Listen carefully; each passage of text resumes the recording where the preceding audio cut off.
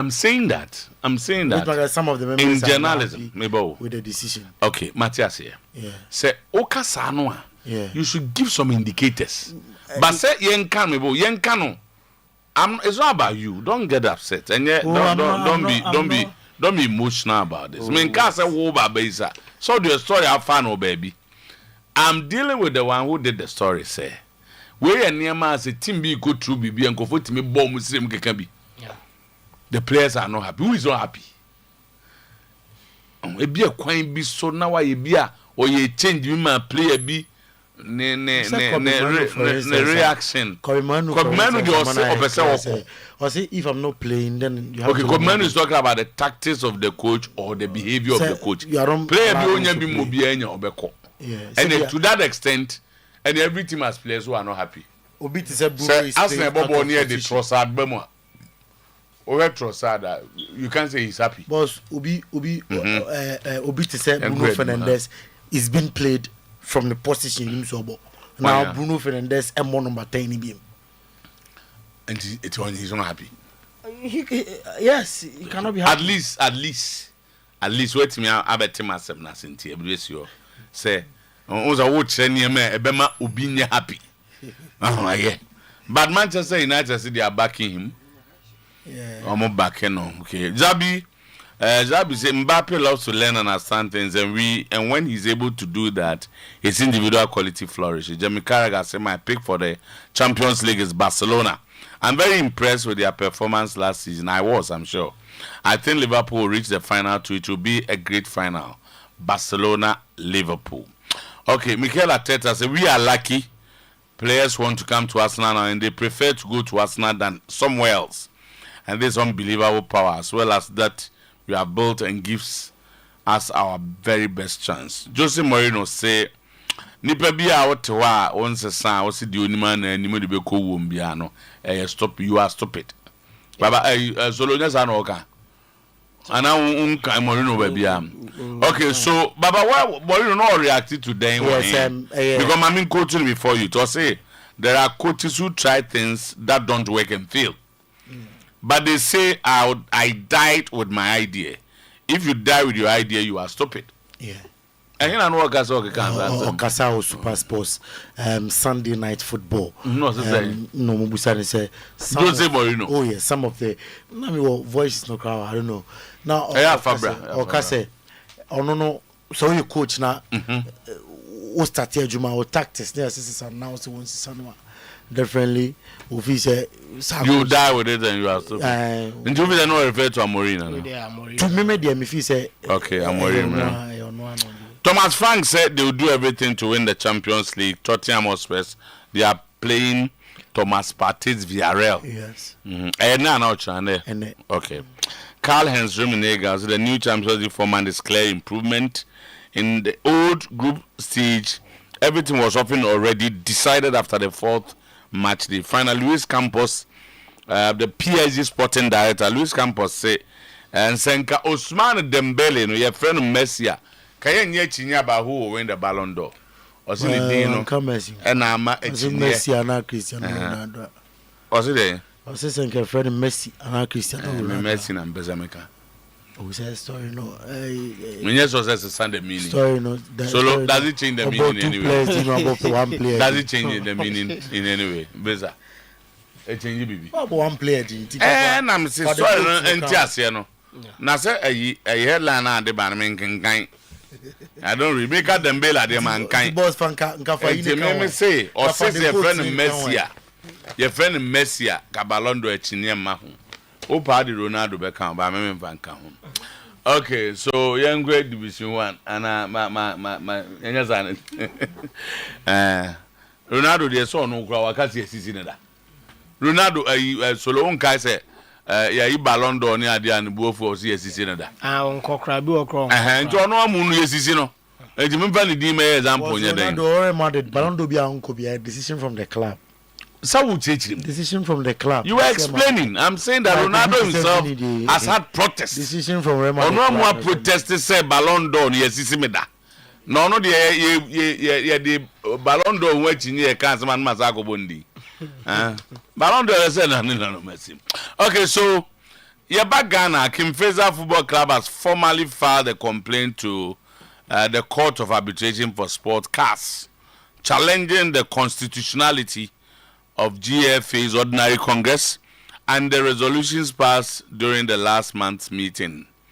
Okay, so in the former complaint, the club, Kimfesa, indicated 5 reasons as basis for challenging the constitutionality of the Congress. Allied groups and any Kimfesa say, through their lawyer, no Congress at GFA koye no. Yes.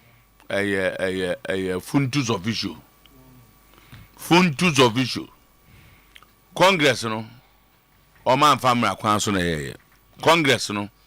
Koye katasu memu aso. Enye Congress wo se dim. Joma ko ba FIFA fo amane CAS. Say 1 muntu Congress nguna decisions take nyina no. Montontwene. And the areas also a brief notice period without the unanimous consent of members. Time I did no.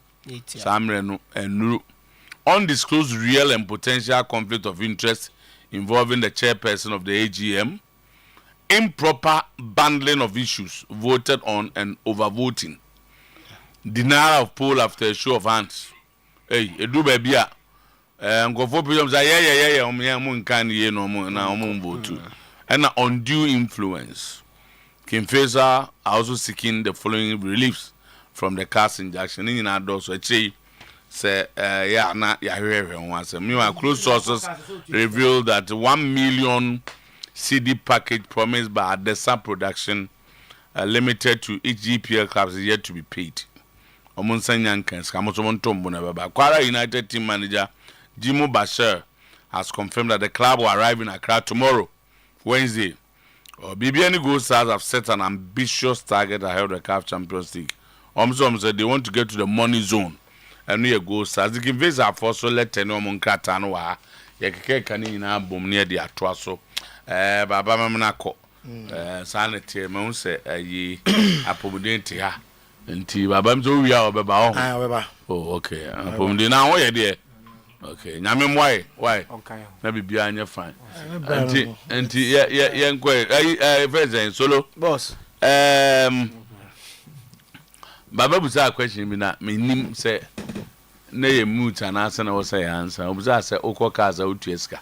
Me ba me answer. The question say Otueska am me say me say Otueska. We also make you be because or and you make it. Oh, you so as a prayer. Now question on the bind and Okokaza Otueska because Alhaji now only Premier League na Co Division 1 and yes he can go tie ko we go betim di asokete club no baby oh the entire my dream we make say so na make kan BBC kana Alhaji go tia no so aha and you know after the what the entire for the good of Ghana for but you go to our Samson na enti anopay yemo be she me pa o say but yeah too ba o support Alhaji na say onko kaza many ominu support is inconsequential here. Ono na say opese okọ megidi yeso ono futufo ene ade o mako wo support na me support no we nya chairman solo na ekope ayi circle chairman no support what you say enti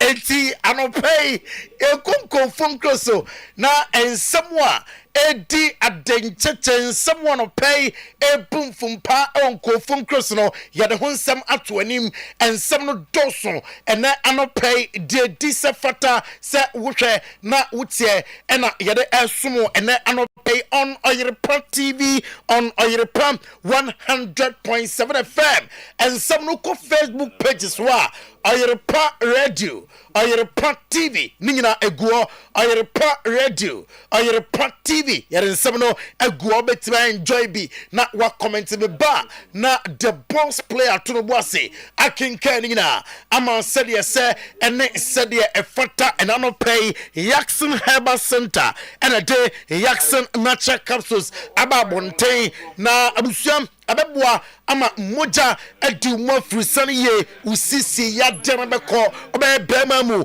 awompem Jackson Mesa abeboa na atu malaria na se abeboa join the typhoid fever and menstrual pains ngina ebe feel so 0244 723541 0244 723541 na wafre afe high sense say anopay memfam to anim ope TV and abo wodem ho ope TV and abo ohoha e was say oba high sense asoye na otop papa na efi high sense womo akati eye blenders and ope rice cookers afe smartphone sound system water dispensers microwaves and also air fryers ningina abusham jibi ewo high sense omo ate omo de ewo boshaba electric cars asoye mesi original certified cables no oje 1.5 mm kopim 16 mm and watching or mount standing fan or mount ceiling fan abebo kania na or fan bia heyerisi table so sa fan no abusuo dum kania wonfa ho esanse solar wom utimi charge bebo nyum kama wetie radio wom nigina mo no boshaba electric cars and emma bie or mount fan bia ebo no fempa 170 Ghana cedis na wonya fan kama fan ya my makeup omode kutabo manim sade nema nane ngugu manim ningina bra betibi awo bossaba electric cars me say TikTok no aye bossaba electric cars 0322 0308 38 0322 0308 38 0536 095 966 adum PZ or Naked Market no edi enimhwem adum bossaba plaza prisons runabout owaha adum PZ and Teta Kufo Dynum bossaba electricals ho abusuam mesan semna say afi UEFA Champions League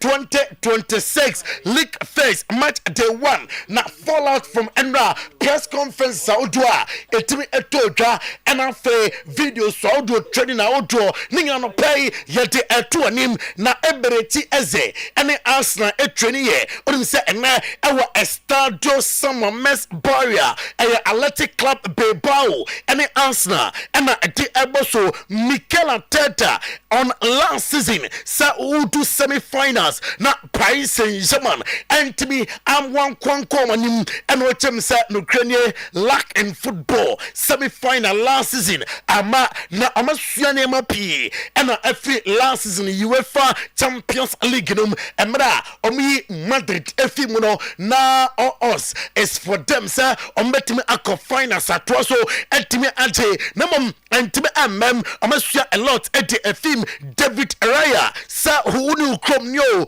Unai Emery onwana kodaba ko a omfani nya goalkeeper odem Emma Bilbao ni din ane Unai Simon na akudai masa say Spanish goal post no wade ediaboso no chem say oye good goalkeeper he's doing very well ewo Bilbao sa ohwe niema oye ewo Bilbao a echesa oye good goalkeeper na dia okanyina ene say odan woni kokopiema abrante no niambe koye ede amane nemum ena Arsenal betting kunim eno aye David Raya on Unai Simon David Raya ewie no eno se oba Arsenal wan for na hogro so kra obetu Arsenal no na aye Aaron Ramsey ena aye goalkeeper de bia na oda aye hard work ena dina duba bia watimi adunom na ono ohwa nim sa obaje major trophy with Arsenal Ernesto Valverde onom aye manager at the Emma Bilbao or the Atuja sa Mikel Merino and afe Martin Odegaard in Ukraine and Modimba and Manantemi no Ebo Emma Arsenal so na ni pa ama settle very well our team num or say ono Ernesto Valverde sa oweche na ohwe Modimba and Manantemi no abo ede ama Arsenal some few games a chese and ni team num or say amu peja amu Modimba num Ernesto Valverde Valverde we no and on say Nania J sa obo the UEFA Champions League a competition best teams and ebo na saunya besta about day sa obenya kwanya abo UEFA Champions League ni bie. It is going to be a difficult game. Namom or trading sa enen kurumde ebetime akọ ama team nom ene yansema odan ni ko penasua oditudwa ene anopai Mikel Arteta on UEFA Champions League expectations afi ningina ode nchechemuno ebai expectations ne say ena ura gamer ena obo ede etia Athletic Club Bilbao confirm here say Martin Odegaard ebe me say game no ene. Yeah, like the rest of the teams that they have done the same and they continue to do that and they've won it in many occasions. That's the aim in the beginning, but we all know that it's going to be a really long journey. Margins in this competition are super small and you have to be at your very best from day one to give yourself the best possible chance. That we are good enough, that we can compete against any opposition on the day. And on top of that, two things have to go your way. You need to have a full squad available when it comes to the most critical moments in the season. And then as well when the ball has to go in the right moment or with the right decision, it has to be as well because the margins are so small. And we're going to games with 13 players. And at that level, it's extremely difficult. But I think even with that condition, we did really, really well. We gave ourselves an unbelievable chance and we were very unlucky in the semi-final. Now, Mikel Arteta, we know, Guamanansuha, also say Arsenal, Ukrainian. I'm lucky. Says Arsenal, any teams to be players. Some players into me can say, you be see a kind. I'm Arsenal. Number young call team na all pay no na tuma Arsenal team no team aye meaning our say Arsenal troso na fe am win trophies e ka ho and then some oruanom eti etudwa confirm say Bukayo Saka obetsana sekaka or a lot of work to do and some po and when feel fit abesi akan ama Arsenal BM Tottenham Spurs and Villarreal bebo e Tottenham Spurs stadium and Marcelino ono aye manager Emma Villarreal or say amukobo etia one of best teams we are say I'm prepare ye for the game. Villarreal anyan ye in the league bekaya last weekend and Athletic Club Bilbao no until that na ending sa 3 matches amabo in the league obi betime aserinti ready for Tottenham Spurs again no Christian Romero I say are you happy Tottenham Spurs Tottenham say abusia Tottenham fans no dono enti ono ebeto just say ono cry in the summer or person of Tottenham Spurs team num Christian Romero say and play young cancer one down Honda say a person of free team num Thomas Frank on Villarreal and I say a lot of respect for Marcelino Villarreal manager why a lot of good work with Villarreal enti on side team no abeba I was say upushu huye are you ready for the game Tottenham Spurs yeka amasemino bibusa say nanko foi eba Champions League any European titles amajibiana onim say amukutam 2 league titles. The last one no 1961 8 FA Cups. Last one no 1991 and 4 league cups. One no the last one 2008 and abekaya amoje UEFA Europa League amane United na boy no show mo and amoje abusa for UEFA Cup Winners' Cup in 1962 1963 Tottenham Spurs na Thomas Frank and Christian Romero. I'm a press conference. I'm ahead of gamer. I'm gonna Villarreal Airport in here. It's a big thing. I'm hugely looking forward to it. I know it'll be special when we have that Champions League anthem being playing. That will be the moment. Now is preparation, a few more cameras, but that business as usual. But when we walk out to the pitch tomorrow, that will be special. I believe I have a fantastic squad, and we would like to go as far as possible. And if you're in a competition, ultimately you want to try to win it. But I think this most important thing is.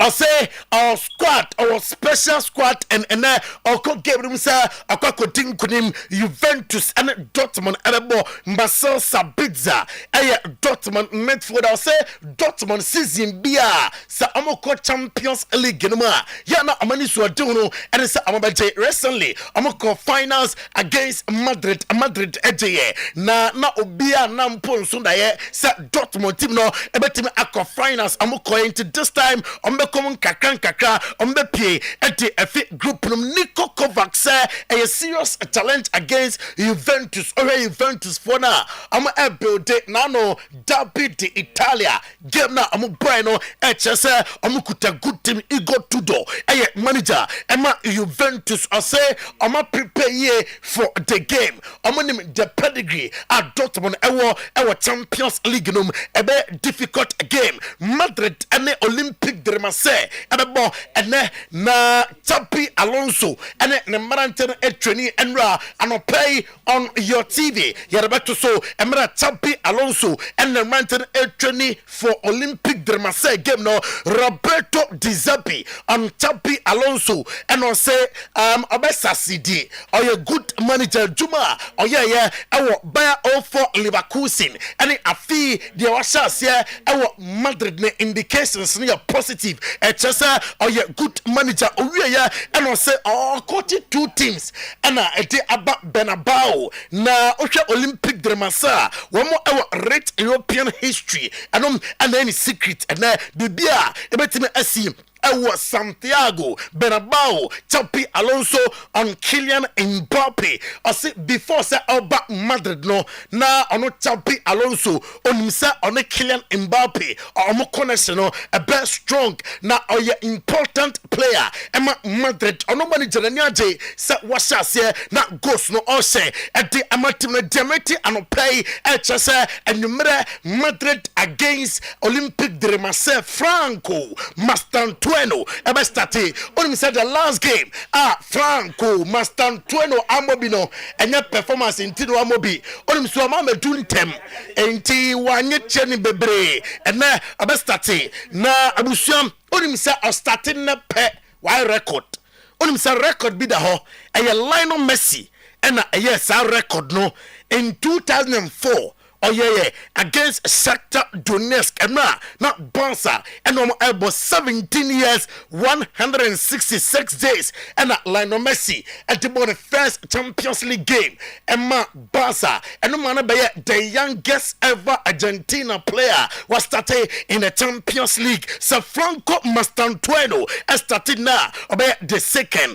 and no latest Temao and then pay Rodrigo Central for Busan and Rasa on mentality at the same season, you know, as a beer, Sir Vinny and Statian Albo, and I say, no, 24 years now of Valuno Hopa, what did the trophies be? And Brazil, discipline or respect for the teammate, and to any issues be a time, beer, manager Rebecca Rodrigo, Umrenie, competition Sukoya Jumano already, Sir Abeko, Akakoye, Ama Timno Emra, pre-match a conference at Xabi Alonso, you know.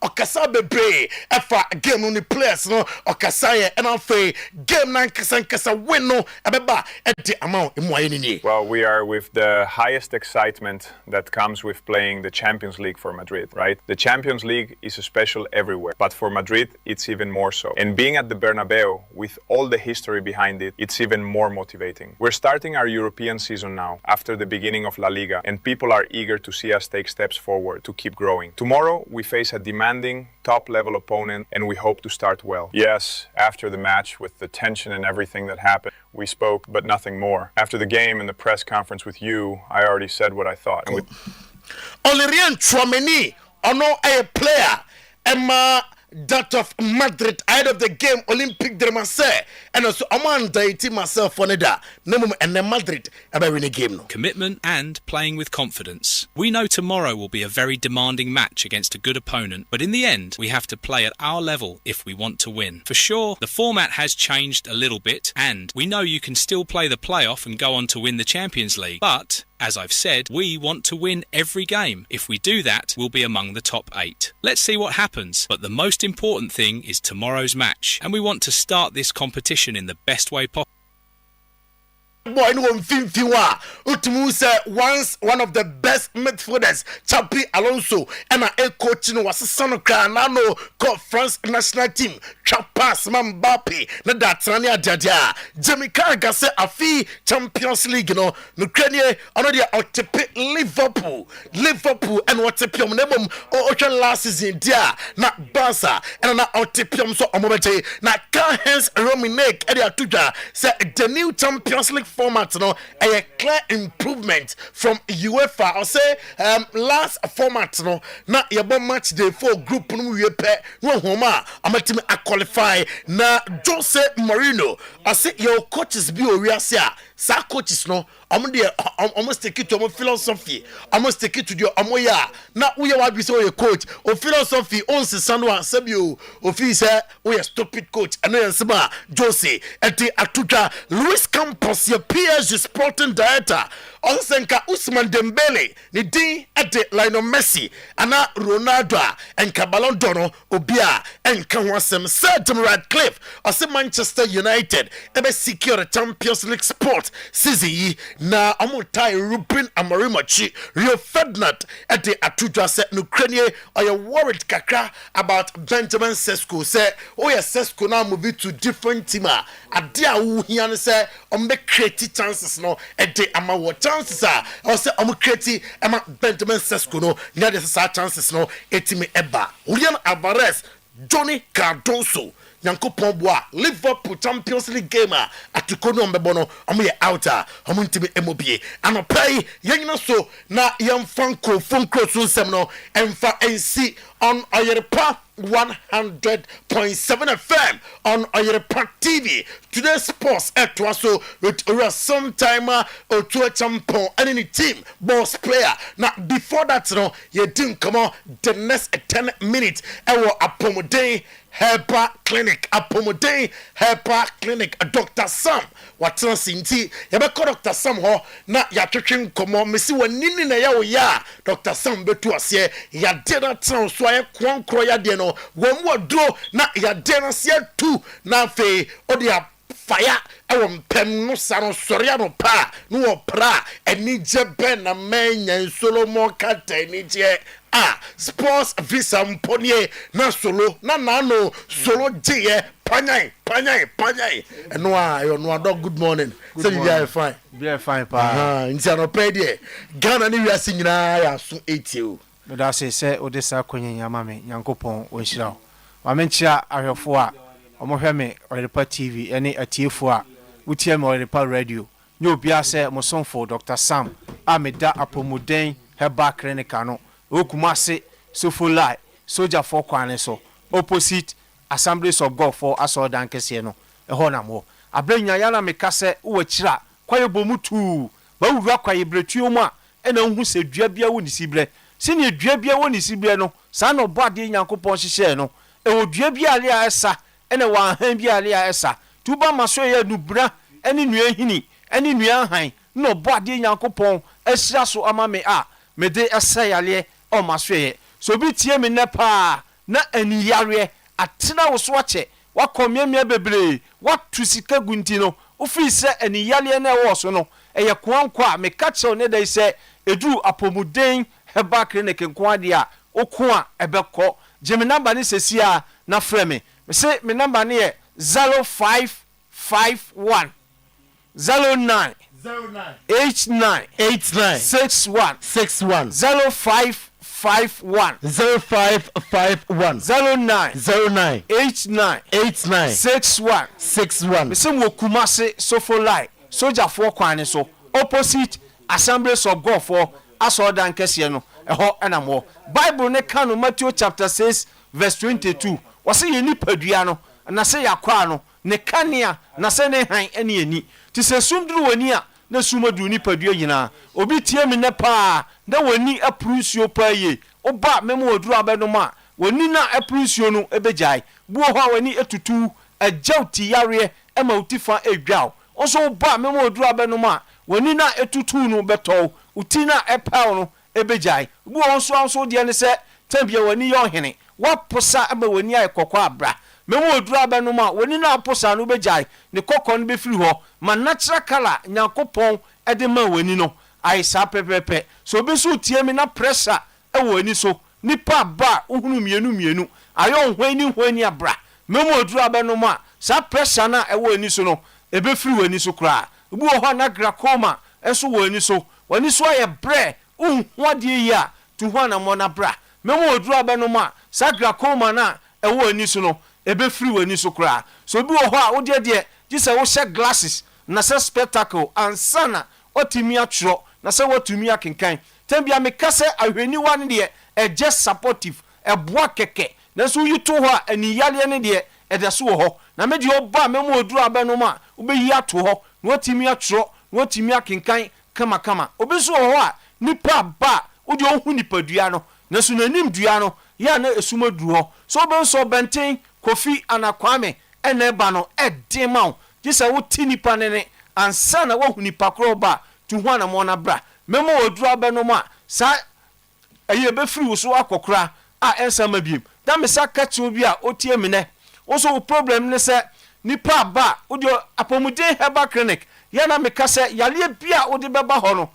Kristo nti yale no ho beto da me sa ka ti obi so ho a wo de nipa no eba wo hu nipadua no na so nanim dua no ya na esuma duru oba memo oduru abeno ma sa problem ye be free ho tambia me kase enkwala ni students a nyankopon ena mensa so ma aniyare afiri omo so de bebere kwa tu so oba ni tifie ye den akrabu ho ko school a onhu board ni so ye ebi mpoti anim ho pe na obi sa teacher ni se ade ani mo fo mu ntu ana mo na mo fo mo mra memo na duru obeno ma bebi biala okọ school a teacher ni no ene betre classroom no obetimi ehu ball ni so ye na otimi atro na otimi akenkan kama na me sa ka tro obi so utie mi na wo so ye driver ni wo driving school na se wo sua ka atwi wo ko so kojo lances a wo ko ya ani yale kwenti ya mfa lances ama wa tu ho na mo na bra memo oduru abeno ma wo ko ye lances ebe ma so obi so tie mi wo so de watwi ka ni bi wo fie ko wani mpa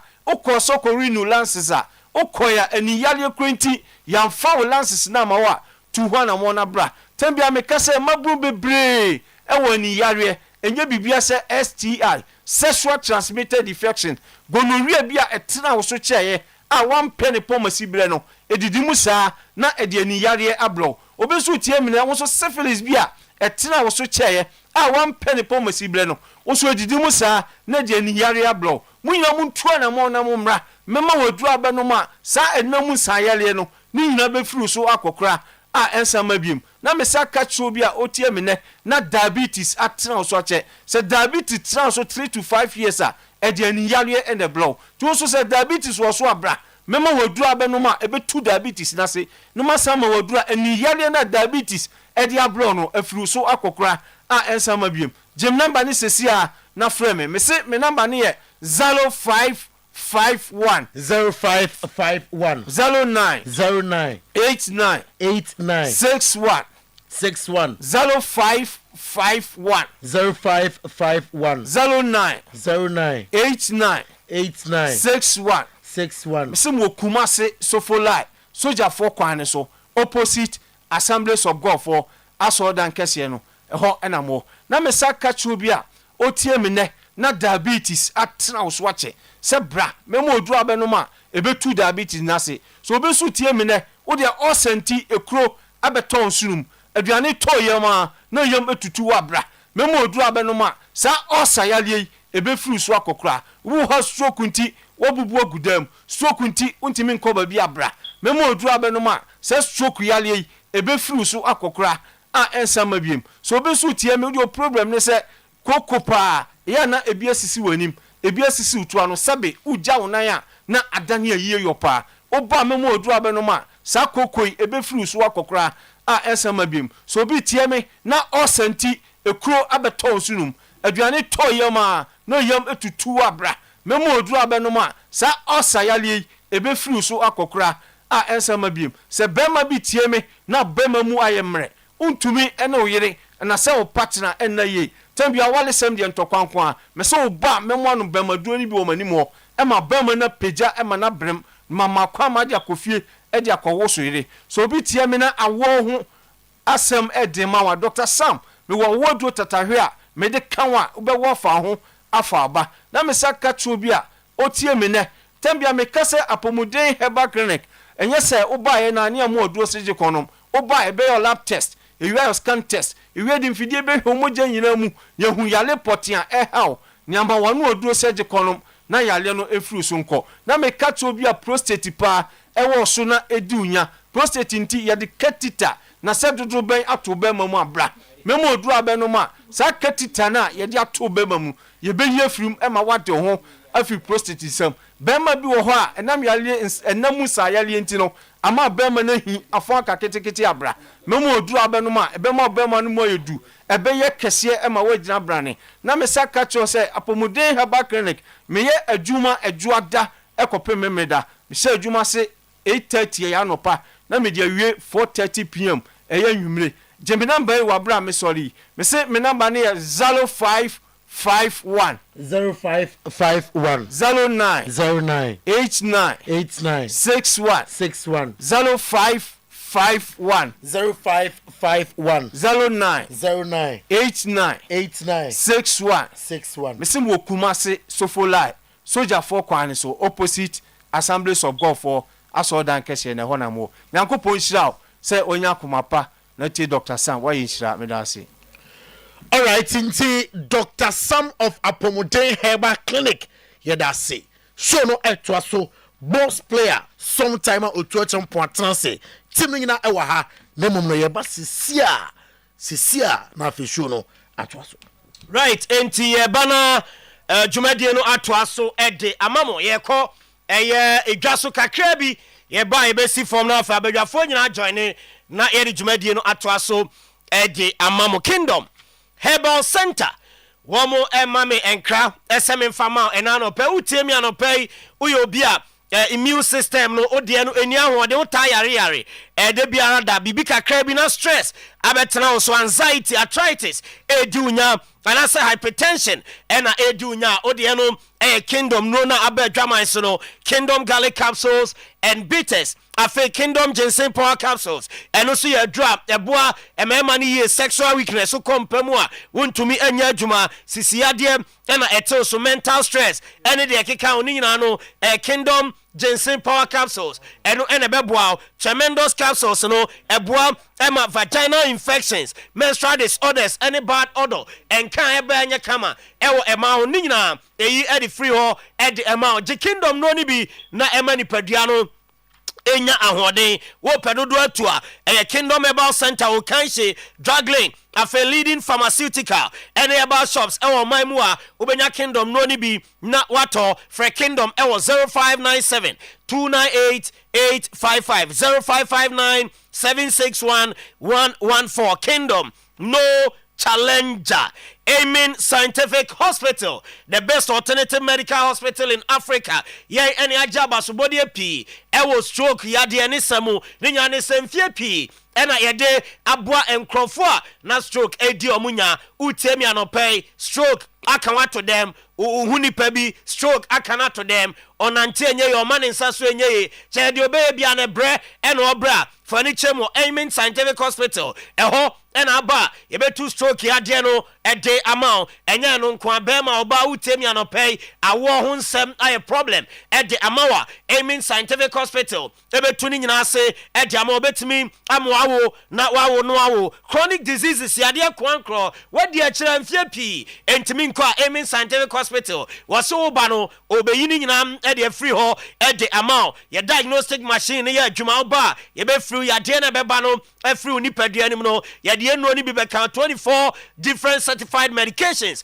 and will be near they can when ya ayaresa amen your branches no ya to e dia pete e my Ghana mu a urem e enche bogawa bibia ni akra takra de tamale atebubu enkoko sunyani ho sehide bi so e na fe ho ya obewu your branches no p e ho urem Kumasi a ye atwema tachiman kwada so fo ase kwan so e ho e na Amen Scientific Hospital ye ho frey e 0277 00 1234 0277 001234. Now the Amen Scientific Hospital Eddie in Sawaso Odotobri Rural Bank ononso a trusted financial partner a obuama sika semetumpon na peja banka ne di jumano edu da here de manaso ho chirewa emoabe no timide boa uko Odotobri aso ya omo apia omo ede boa oni Odotobri to susu na we no special susu loan benefit 60 days busumi mienu utuwie ya pe o qualify SMA susu loan sa sika na odi ato no ye bohu emprema akumaku enum ede amount na waje ehun susu no na odi akọ Jesus na utia ne nkakran broni beka say terms of payment no flexible edemawa we ni nya frɛ no waje susu na ade beche na ejina kon so na ni tua kra ye dene ede ama eba ne sam faso bi a emesika na edema no eso loans ahodo a ye san edema adwumayefo ebi salary workers loan ebi ahodo kokofo ba ye be ma loan ye ma microfinance loan eno no o de kwahye odwumadi a wodi mu funeral and social loans ye ma obi and afa transport loan no bodo tobria eno so ye be ma obi o ya so ye head office no e wo Jacobu ene yen ending sawaso ho other branches obuase tutuka police station chenwa bekwai post office ni hwe ni mu from Adin Kwantane Roman Hill total filling station hwe ni mu Ija Victory Baptist Church hwe ni mu Abuakwa Credit Union Dynamo Santas Runabout your Lavicus Hotel ben taxi rank na so ase edwanum hwe ni mu Macro your Goy filling station Agrenkenzema your Ben Lorry station Tafo former senior wo and Abantama yani MTN office no edi enimhwe o frodo Tobri Rural Banker numbers abe from esiso no 03220 91454 and 0243 710 784 Odotobri Rural Bank where business grows. Grow fine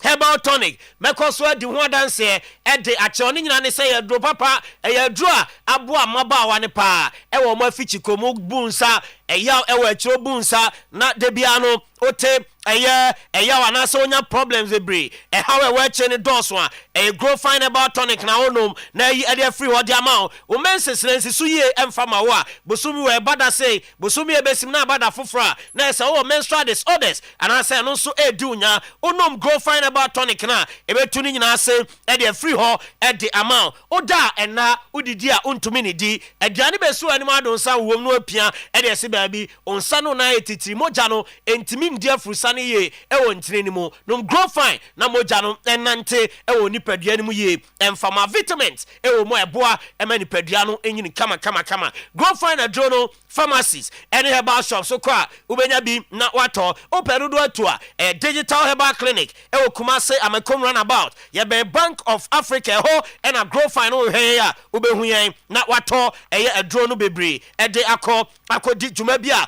obesa udi edi friend e wo 0244 596532 0244 596532 na onso waje u grow fine adro ni be grow fine makes you grow fine.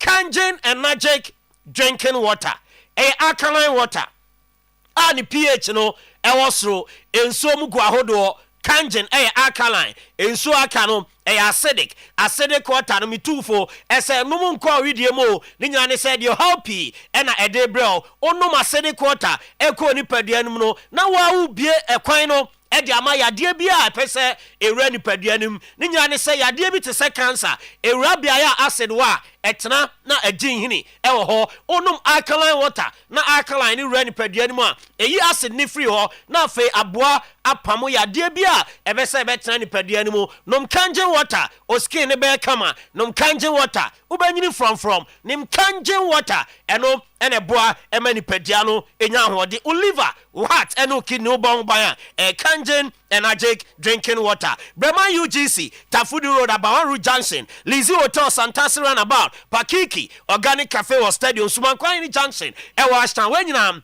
biaya okwa ubenya Kangen nso ni bi na wato from Penyimfo e was 0241 449191 and a 0507 379474 Tiwa number e was Sumankwa Junction e 0599 135236 na onso age kanji ni so ni bi na bibia ayekama edi ama Brandon Hotel na beda ubenya sumdwe edi ujuma eho dede bia ni we ho no enye o sori anopa na dede ni ade na ne nam honom o da sumdwe mu serene environment jumadi a wudi no watumi adi ne kama ye dan ne mu ye special so da ohun eba wo yie papa o ba no restaurant ho ba ho conference hall enso ho ye ma free wifi na fe ya ma specials car park na car no enso anya ba bi ye na odiesi Asoka Olam Street few kilometers away from the Barbara Sports Stadium eho ena Knox Hotel your friend that was 03220-24438 and a 03220-24162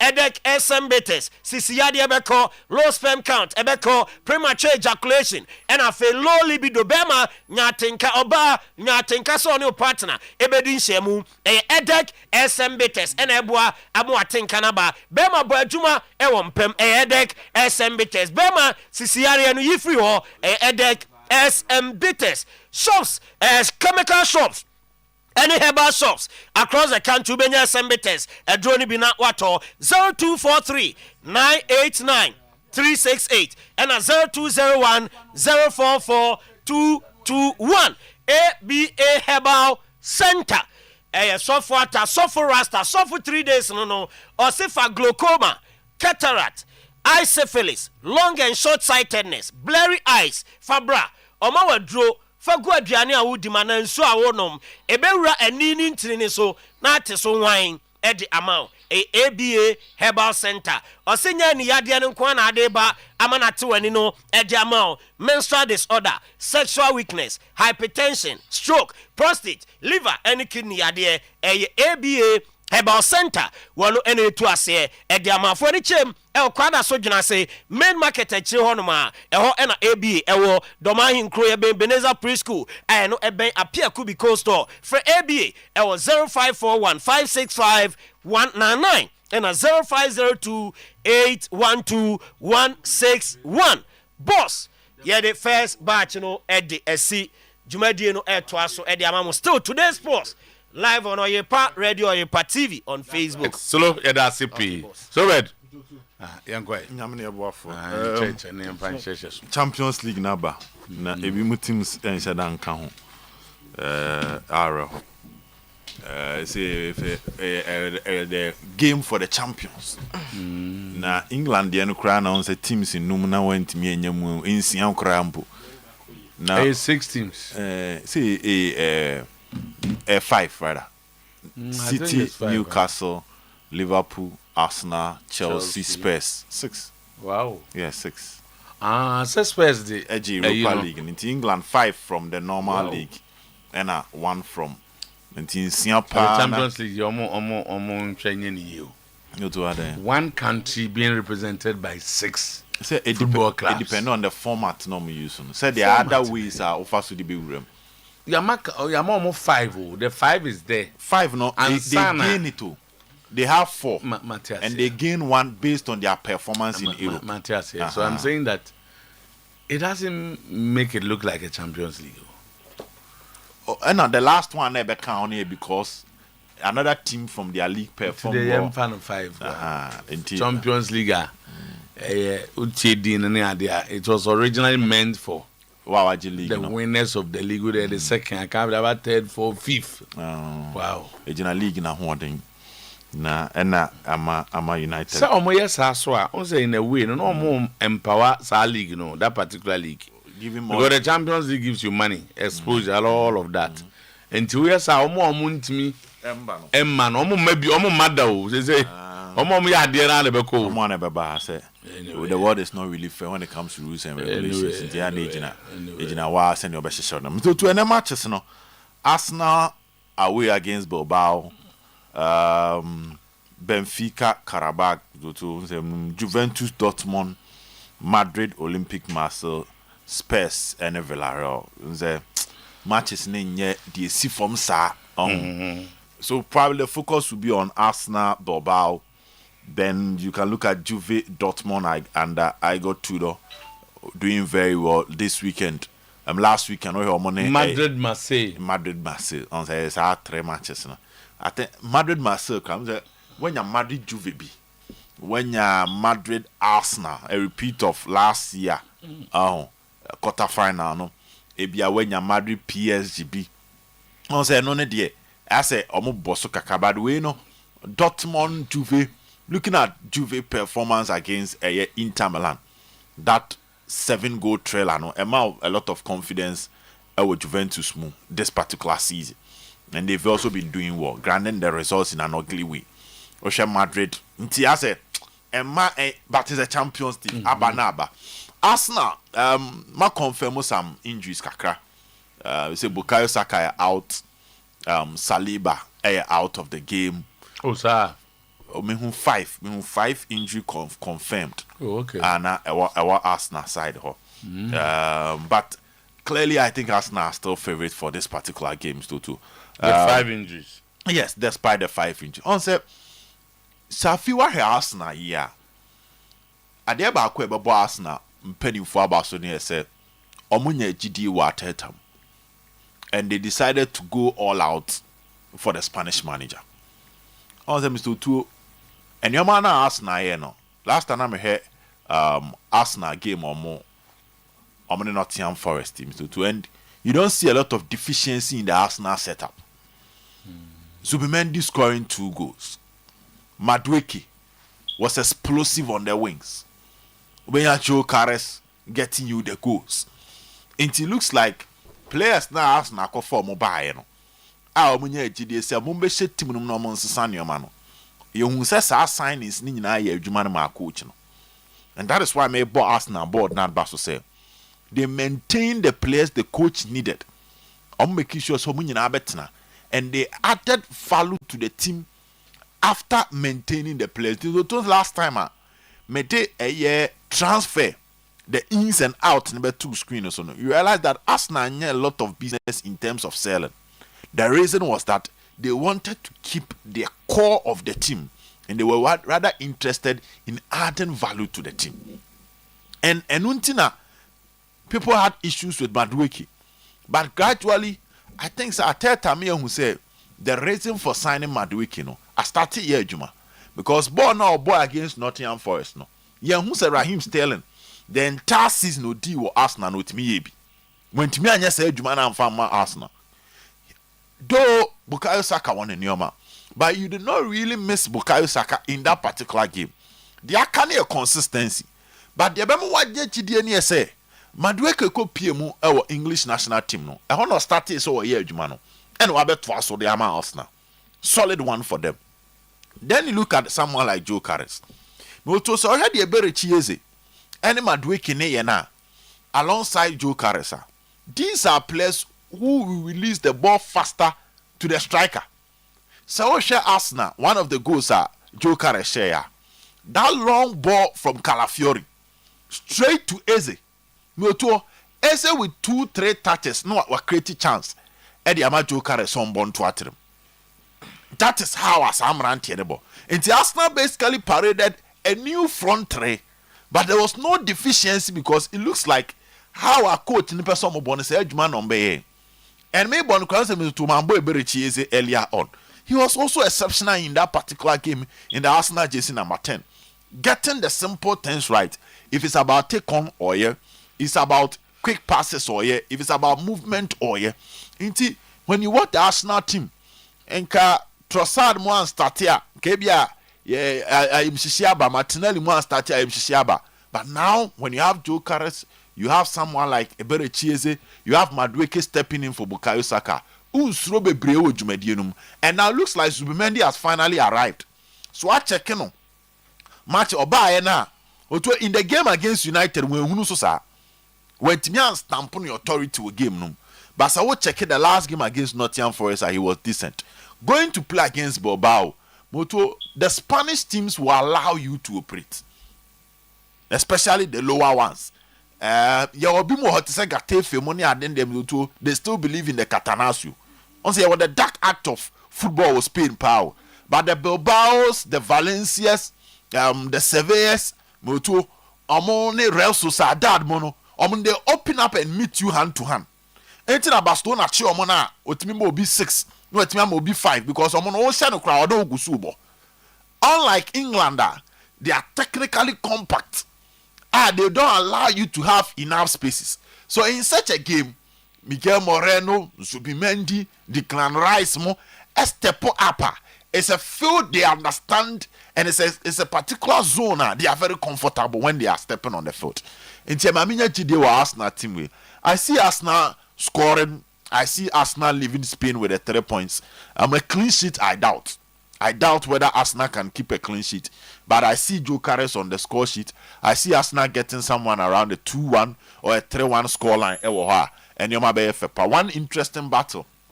The wing play, no. Timbane, William Brothers, no. And come back fast, Jumano. And the idea about Quebec show game. Moving on. Madrid against a year Olympic Marseille.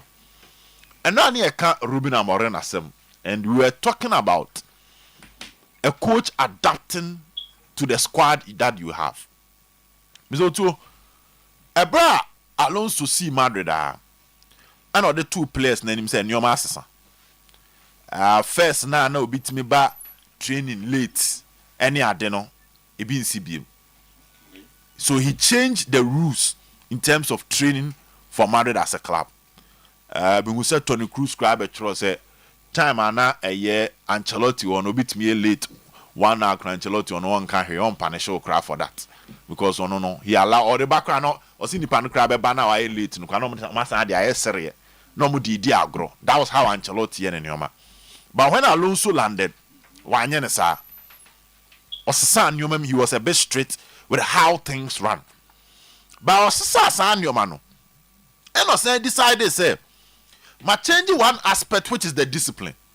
But on the field of play, me can say but obian conform to me Nyoma. So I also have to change my things. Then he moved from his traditional 3-back to a 4-back system. It's all check it on it. The last game of boy against Royal Sociedad. He played a 4-2-3-1 system. That was Xavi Alonso. Away from that, checking the game on Mallorca boy, Mr. Otuo, you also realize that Alonso played a 4-2-3-1 system. Then some match no say Mallorca a year 2-1. On a row of Redo boy, Mr. Otuo, he also played a 4-4-2 system. What is the point that I'm trying to make here? This is a manager and he names traditionally he is one of the students of 3-back. But Obe Pierre Madrid, no, even his first game against Osasuna, he played a 4-3-3 system. So Obe Mwa, he's evolving around the 4 system, the 4-back system. Now you could this with Trent and with Danny Carvajal, he is more likely to play a 3-back system and use Trent as a wing back. Sana ni ehun so obebo no because of qualities are Trent Alexander-Arnold possess. But no, he moved to a 4-back because when him hono or Mbappe or Rodrigo or Vinicius Junior or Master Antoine, and so we decided say kobo wing back a kwame so na sa front 3 no bebo mo. It will be difficult. Are you going to play a 3-4-3 system with 2 central midfielders now? Now about 2 central midfielders now. All forwards no omunye creative. They don't create for themselves that much. Forwards ben American wasemi. Kylian Mbappe don't create. Vinicius is not an elite creator to the central zone. And so a 3-4-3 system. Now we have Rodrigo, Vinicius, any Abrantia, your friend Kylian Mbappe jinenimwa. A kwame so no mbefa so create amomo. Na eba ne san fifi no kra okobo wan. Obebo Swamani. Any Federico Valverde. Na Swamani and Federico Valverde, can they create through the central zone ana? That would be difficult for them. Until then he needed to change. As a son no manager necessary. Ne SCU 2 players no. So let me go with a 4-back. Let me take Atagula from baby names Adagula Taibo. Adagula Oboinfa. Me to obo anim. Normally anim so obo as a winger. Mame Fanny be jinem film for him to be my creative force. And he started that from the World Club Championship. And now it is yielding results. Until your coach now betima. Wo sasa ho kakra. Na mrante no so asasa mo kakra. And that is the reason behind Alonso's success. 4 matches, 4 wins. But the story will continue for Xavi Alonso one game on the Olympic Marseille Bebo. Marseille was some threats there, but I don't think any damage will happen. And we to all said in semi Kenya na Jude Bellingham on by. Now that Jude Bellingham so bad become Madrid team now. And what maintaining the confidence of the Madrid fans with him. Into Jude Bellingham so bad, he will find a way of introducing him to the setup to make the team stronger. Yamba opinion abaso. And only idea Mr. Tomi and then the Ebeka see a Champions League. But any idea me who Ruben Amorim as a United coach. He need to conform and change his way to suit the players that he have. Now, me who say Champions League like I said, I see Madrid winning in this particular game. Juventus Dortmund, I'm going for over 1.5 for game. No to say the new format of the Champions League na Sakakra.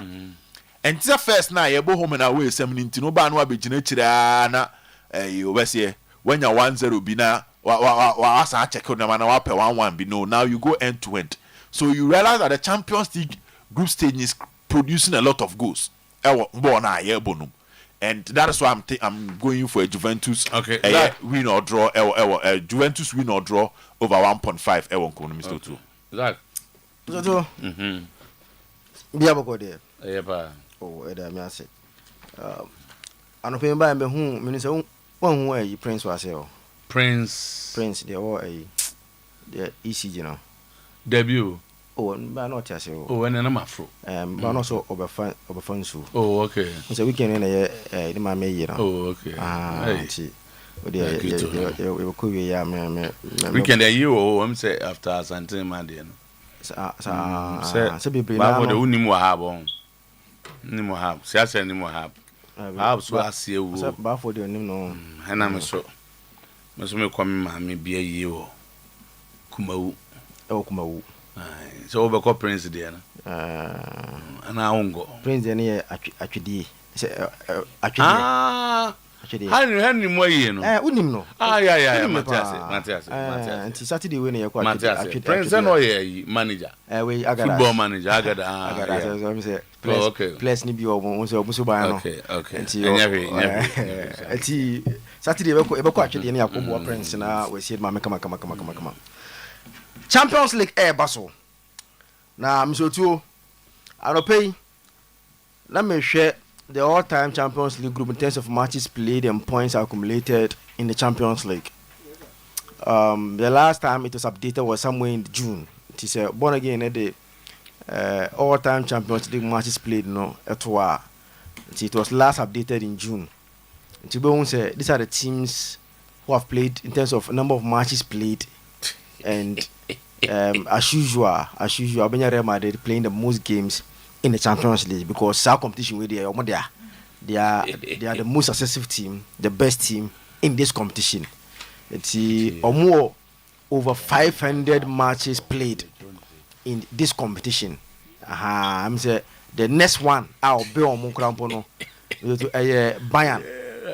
Bayern there no almost about 99 difference in terms of matches that Real Madrid have played ahead of Real Madrid. Then Benya Barcelona, you get Juventus, then maybe Manchester United, Milan, Liverpool in that order. It seems to Real Madrid, yes, the all-time in terms of matches played. And also your points as in team be our competition. I'm sure Arsenal was your baby in terms of matches played and points. Oh, the I didn't Mumbo. Oh, my own dear. I was like I see there be a first 8 in the automatic qualification. Until Shabon says Arsenal, Madrid, Bayern, Barca, Juve, Man U, Milan, Liverpool, Benfica.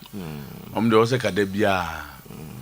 If you rough or no, oh yeah, bravo there. The piano be more. So the piano be more. To me, suggest say Kawasana.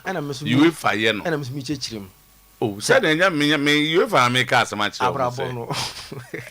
Oma koma Bob Brassy in a day. There was over Oma Bob, for instance. Nipa back team back about 289 matches. Enti ni kwa se ko mu free mu ga.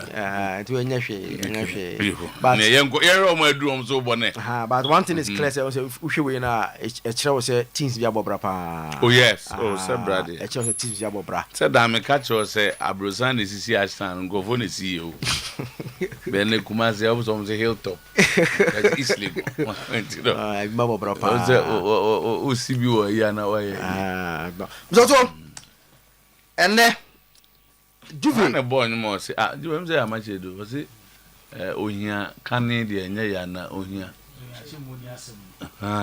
no sufro onyame enyumre de papa enyum bi ede enyum bi na say ye de nyum enya de o edwere o taste Misoto ene kwa Champions League na Juve ebo against Dortmund. And anytime these teams meet, you know, Ekaye, the Champions League final in 1997. So, Juve enya a very good start in the Italian Serie A. 3 out of 3. Almost winning 9 matches. Almost 9 points out of the 3 games they've played. Juventus, very good start so far in the Champions League. Now, about the final yield this, no, I say you can ask him. So far, or Chelsea, yes, he deserved the number 10 jersey na Juve Edemano, no. Ne movement, ne dribbles, everything about you now yield this. They are effort when you are watching Juventus games. And then against Dortmund, more start bonus liga no, and yet that's 100%. But also almost no after some poor runs of a last season. Come for the last day on a Champions League qualification. And for Dortmund, and yet a side that is that convincing. But also Juventus are one area if Osho more against Inter, considering 3 goals against Inter Milan, and yet something that we Juventus supporter will be proud of, and the kind of goals you know. Even though no first 2 games no money clean sheet, but they consider 3 against Inter Milan. And up one side, they are capable of scoring against any opponent. So far, over Dortmund, if I say bonus league anymore, or match 8 goals in 3 matches. In 3 matches, they scored 8 goals, 3-3, and last week almost 2. So one area that Dortmund. You can't take it away from them. The ability to score goals. And then them so too, boys. Efficacy more simple. Both teams to score because one area that you can't take it away from Dortmund. And say they will score. Allianz Arena or fans and Juventus or no. But I think let's take for Juventus to win that game by 2-1. They both teams to score and Juventus to win by 2-1. So Arsenal call Bilbao. Now the big news was I game moment say Bilbao are missing their most influential or important player in Williams. He's out of the game with a muscle injury. Yes, Nico Williams. He's out with a muscle injury. Last week after 100% start in the La Liga, Omulusu at home to Alaves this weekend. Alaves was show 1-0. And now without Nico Williams. So it tells you how the team looks like because anything good they do in the attack biano, and most of them are ever from Nico Williams. He is out of the game. So nobody can Arteta confirmed 5 players out. And their players, most of them have been out for a very long time. Kai Havertz, Bukayo Saka, Ben White, Obo Odegaard and Sudin, the one player 5 out of the game. But one thing that Arsenal did in the transfer window, I say, now Saka no, about for Noni Madueke. Now the argument has started. So on the argument starting say, if Bukayo Saka returns, is he? But I'm start here. Oh, most of even the Arsenal supporters now be on Twitter are asking those questions. Say, Bona Madueke last weekend he completed 5 take-ons, the most by any player in the Premier League in the whole like weekend in only the highest take-ons in the Premier League. And the question I started but say, Bona or Bono, if he continues like this, Saka was straight in, and I said a bad thing in terms of how Arteta manages this situation because clearly, at least Bona Onya Quenyano, he's performing. And it depends on how consistent he will be. Because one thing that Saka Aya or no day will be while consistent with that performance. And one area that non Madueki and me and because in terms of how he will be consistent with that performance. And Oputino. And then Saka no Madueki. Today, on the left side, last season, Martinelli and Trossard. Now today, Eze. With Trossard and Martinelli on the bench. It's a squad depth. It's even without Martin Odegaard, Arsenal are not panicking. Because they'll easily go with Zubimendi, Rice, and Moreno. Problem behind you. No, but last year, he rather played the small boy. No, sir. He was Mané, resting. you know. He was resting Rice. Obiani say he was resting Rice. So Rice there, but Arsenal structure only win HL, only Merino. No, sir. Maruno. Okay, so the Ossetia and in the absence of Odegaard and Swaneri, unless Obefa and Wako Spain and that he needs some compatibility and IBB and yes, idea say Oyi they create like what Odegaard does for the team is Swaneri. No, sir. Quite often also rest Rice or no. And it means Zubi and Rice automatic starts. I understand, but I'm saying one a and to be Rice. Merino never bomb Rice. Merino no so saying that's the problem. Goals now they can't the games no honey anymore. That's the problem. I am difficult to take him out. I think especially going Spain is you know. I almost surprised him Merino, Rice and Zubi in the middle. And he squad depth. And Arsenal comfortable, just say Saliba. And first now they'll be rushing to bring him back. But today, Masquera is comfortably playing and Bebrefi say Masquera Pono Assembly and Bono be solid. Now, and then we say one Arsenal supporter say someone who Masquera. The day they also see in Capi. And so no, say when you are they will be relaxed. And to listen I said now key areas ni no Arsenal asolve na obi ni ho a there's no problem. So only say the Champions League 2 seasons in here group phases no only Real Madrid any more points than Arsenal. In the last 2 seasons Champions League group phase nko no Madrid nko any more points than Arsenal. Madrid 33, Arsenal 32. So it tells you how Arsenal and Arteta their passage through the local stage in the Champions League in the last 2 seasons are very smooth and easy for them. And then with how Bilbao, quite season, Arsenal to score. They have 9 points. Bilbao. Yes, last weekend no more lose. No more. We win the first 3 games in now. Was it Williams? Anyone also count? No, it affected them. Most of. But I don't in chair. I was swimming. I was a trainer. Williams was there. Oh, one was a trainer. Oh, friend of match, now. Hey, not the old free friendly match. Oh, I said, Fiade, Martin, friend of Martin. I was only telling you about a score line. Oh, say, man, come on, because I know say a friend of Martin. Okay. Any competitive game. No, but they played football and our results no quite yes, sir. Oh, and there's okay. I'm imagining say. If the reverse was the case, and now your analysis and okay. I can remember so cry. I go friend Martin too. I did maybe I said they say Yame, your tears ya die, 2 eye, Yame, your own come, your bay, you go. I'm coming so cry. It is so both teams to score and Arsenal to win narrowly. So narrowly, but maybe 2-1. And Madrid Marseille. Madrid in their last 11 home games. Get 11 games in like away team Eshogu in the Champions League against Real Madrid. On the last 11 at home, they score and the away team score. They are very good record against French opponent. Madrid Kumonum. They've never lost against any French opponent at home. It's one game that Oyerepa Madrid team. No, yes, Bellingham is back in the team. Adagula is playing very good football. I share Marseille and there. About Greenwood, is playing very good football in France. Last season, I'm the second top scorer in the French League A, and season was starting. I'm saying about 3 or so goals in the French League A. And then there, more attack on mainly fencing Greenwood, or more fencing Algerian guy be Guri.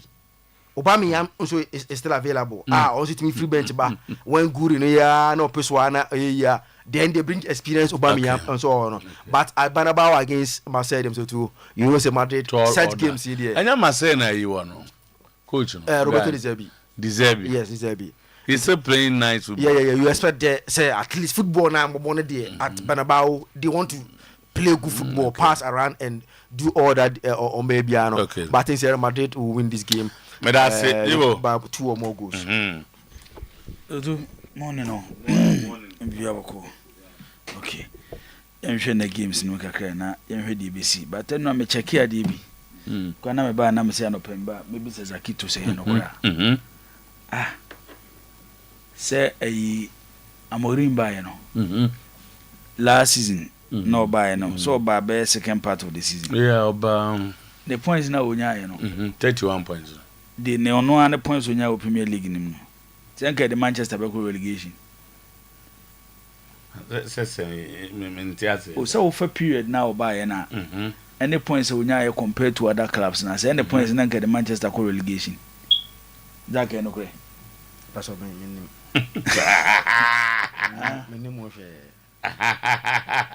Oh, nipa ne frame o kan na yem won. Na say I will be na say that go for your conquest. Say that through be command ni be di say Amorim buy give the points I be go relegation. Manchester be go relegation. Oh, you come concerning catch. See Amorim Manchester still with Premier League last season because of 10 points ojigu. Na say asem we di ano odin. Dimba choya na wa hwa ama me. Why? Say the Obama producers ni so hwa na solo before we can even though the argument is not strong nipa no ofrel because there are a lot of factors. If you on start here akobenya more than that but still e be check here. Say that Orlando ye no. Ne points onya ye no. Na we be check ni say nza no akoye obi ade. For time obaye no. Baby na league table no. Baby time obaye no. Matches or boy no afa team bia so matches or boy that period no draw league table no. Adwuma dey so won. En shedan so we solo bonus here abo. Check in na amount for. Moses Zach so check. Em say bia no mo ye nsu na adane achinie. Nti so say bia solo check ya. Bia no wa team. Oye ho adwuma. Tie Mazak enye ayi. There's a Amorim there next we relegation coach of Premier League obaye mo. Say sa na tie there. Na the offer this season so out that relegation. Now this is baby done relegation difference be. Over 14. Yeah. And the Premier League with that position be na relegation. Over 18. 18, 19, 20. No that 14. Okay. Na but the other 18 was say. Na say then second Man City to be correct. Oh, they may be some question. And na say me near can prim asem near. Na me league table. How the remember me. I'm going to this. Yeah, champions. So argument is strong. I don't know strong. Asana mbese me te Uganda. Maya me te Uganda. Asa te be ko weekend we no. Na City no am no 3 points. Zaki. Me boa. Any date say. Enti no it says you say was 38 games no. Taman am what 3 no. Na City what 3 points. Any date say. Enti abo 4 no ko 6 a. E che say nya abo 3. Any date say. Wa we refuse am so him ba say we be ba munti bi that right ba for. Om so him ba no mom ganze. Om so broni ba. And the Bolini bar. Mummy no kobono. Mummy no kobono to now points check. Mukoshi ana wa show wa sound. And na asem na yeka. Also can nu asem. Go. Ba jo solo ye ho adwuma. Zoto ayi. Da for better type is you ba for. We are see the remember I'm saying me yaji atum say is it true?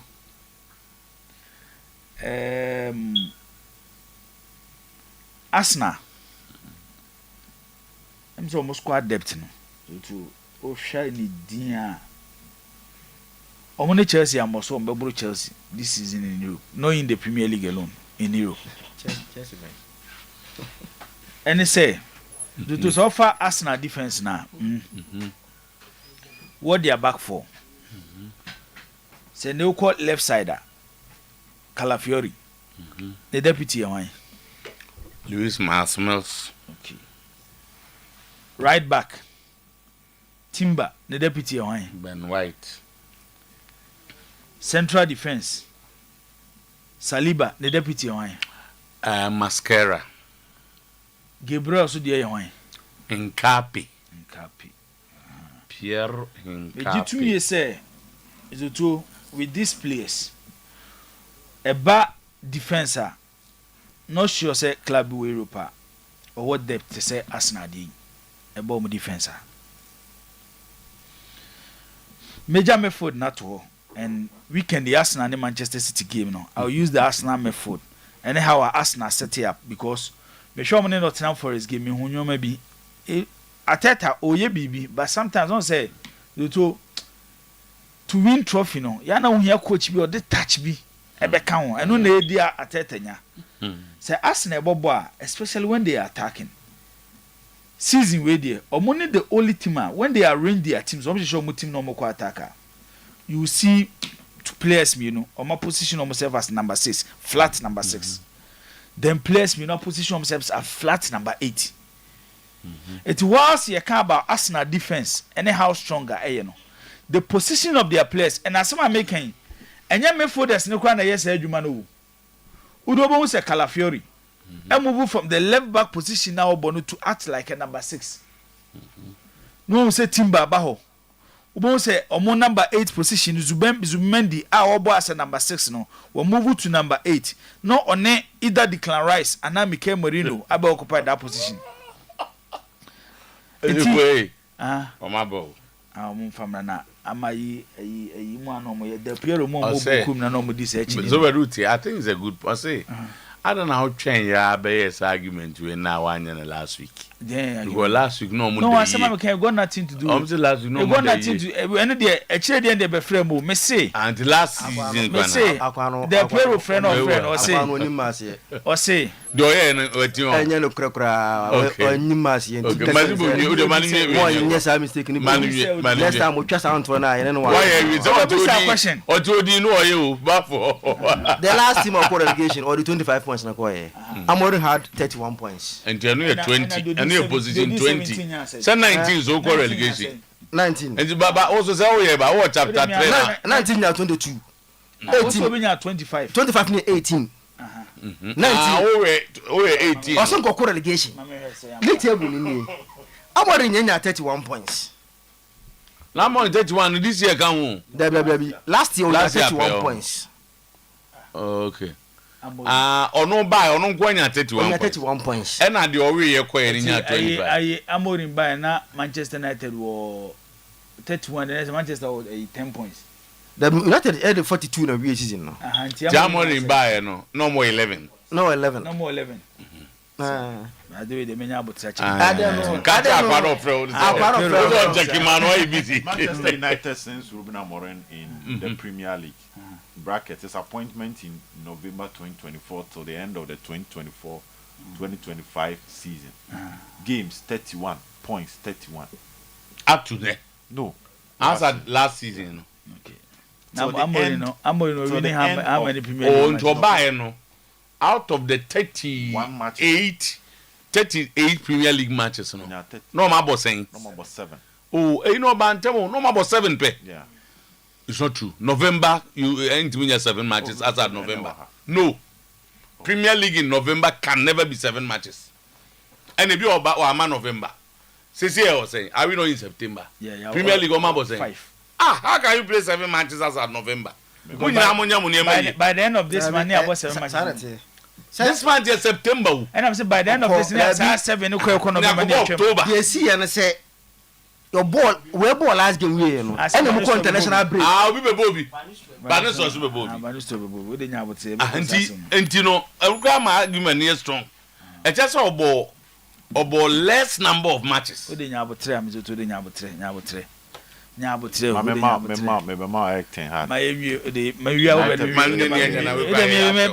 same position because as a mere the period man the period book me chiao send the Juventus bo on the frame so eti Arsenal game no mo bono ene against Bilbao no the Bilbao will be facing it's Arsenal be team even when resting the players are unsuro otimi resting the first 11 and the baby are Arsenal supporters will make a case for a better cheesy. So one start even ahead of Martinelli. And me can say we say to get the best in Jokeres, you need suppliers.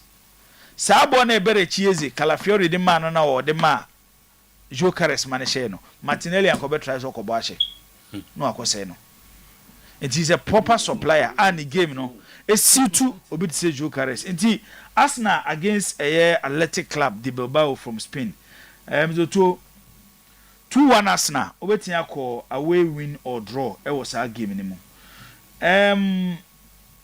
Juventus ni Borussia Dortmund game no to enye different from weekend Juve ni Inter game no, but the Inter make us enye different. They say how Borussia Dortmund set up under Niko Kovac, and he said the Inter Milan set it up under coach FNC Christian Kivu. Difference in him. Dortmund call with a 3 back, about 3-4-3. Inter Milan about 3-5-2. Instead of a front 3 now Dortmund born, Inter call with a front 2 plus an additional midfielder. But we do call with a 2-man midfield of Sabisa and it's Joby Bellingham. Ewo move Then Omako with a front 3 of Bayer, Girassi, and then Ayedemi. Girassi baby oje last season so to Otuo-Acheampong and Niko Kovac assistant team no. Obekaya time Omkobo World Club Championship no. Now me catch you say before Omo elimination from the World Club Championship. Games are wabo with 3 backs since we take you over the Borussia Dortmund team. No about 11 games with 3 back no lose game. And Obebo in the World Club Championship will lose here. Baby Ojan last season no Otuo-Acheampong. It's when you watch how Borussia Dortmund are very strong with the 3 back and hardly no more lose games to Juventus almost season way. So to ma pick you up, but their real test omo consider 3 goals no. Actually say say a gamer Dortmund will score, Juventus will score. But Juve benya the home advantage after the Champions League final born in Munich in 1997 at Dortmund share with Juventus by 3-1 no. Other meetings are between these two sides. The Juventus any upper hand and an advantage over club offensive Borussia Dortmund. It's possibly 3-2. It was our game of Juventus and Dortmund, but another 2-1. It was a yes our game anymore. Yanko quick one. Yanko Marseille ne Real Madrid game no.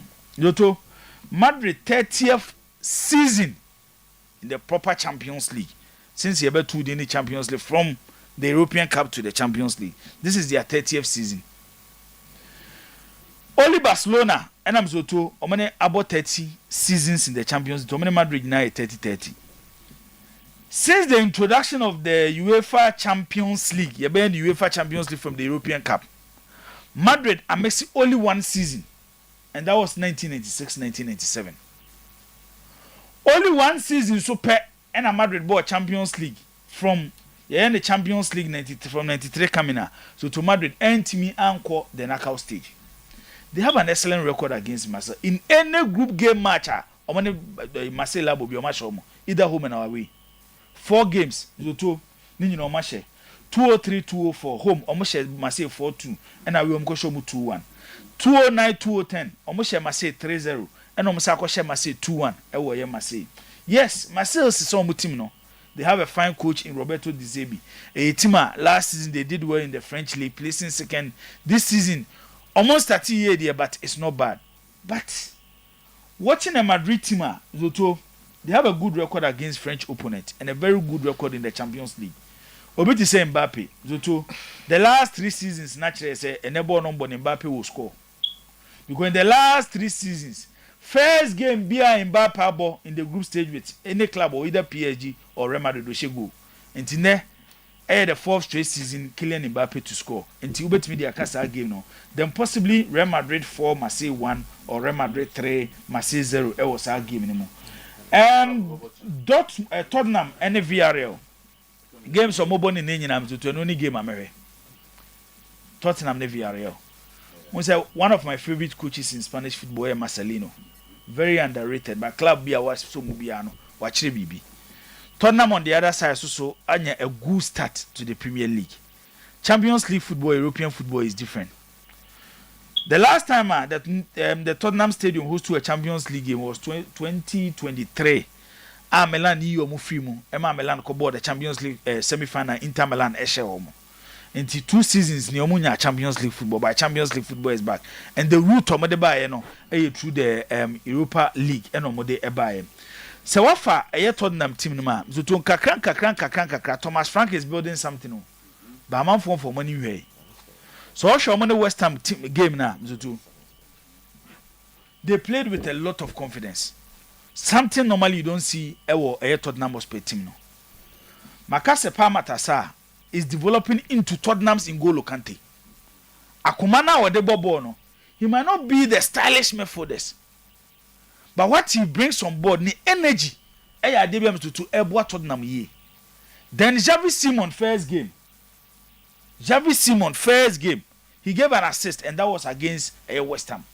Playing against a Villarreal team, unzemu player no last month La Liga player of the month Nicolas Pepe. And their midfield the evergreen Danny Parejo and Thomas Partey. Say come for them kwani de bobo with these 2-2 or no be issue betimi agina. But football it comes a lot. Watching the game, game carefully. Zoto Yama Tottenham 2, VRL 1 because I know VRL will score. No more born was space. Okay. No more born Tottenham will win that game. Arsenal win or Arsenal party back in London. Yeah, party back in London. PSV ni Union Girosi. Zoto PSV double chance. Benfica will win against Karabakh. Juventus will win against Borussia Dortmund, but possibly over 1.5. Real Madrid against Marseille. Madrid win over 1.5. Then Dortmund VRA game Dortmund win and also Pesoko Oyerepa no ako game no over 1.5. Inti we any Champions League no nyambo china any yawada. The Champions League continue after any numeric games. Okay, Tino. Okay, Jibo, thank you very much. Inti bacho amam for interest inti. Monye sa research na by the time I am pon na mo de aba. No man. Also don't go say he wasn't relegated. Also don't go say or keen interest. And I'm say he was waiting. About 2 matches. About draw. The Martino Mranza. Martino Mranza. Ivan sorry. About 2 matches. No share back. And about draw with Chelsea 4 points. Into every part. Mitchell was a Obitica.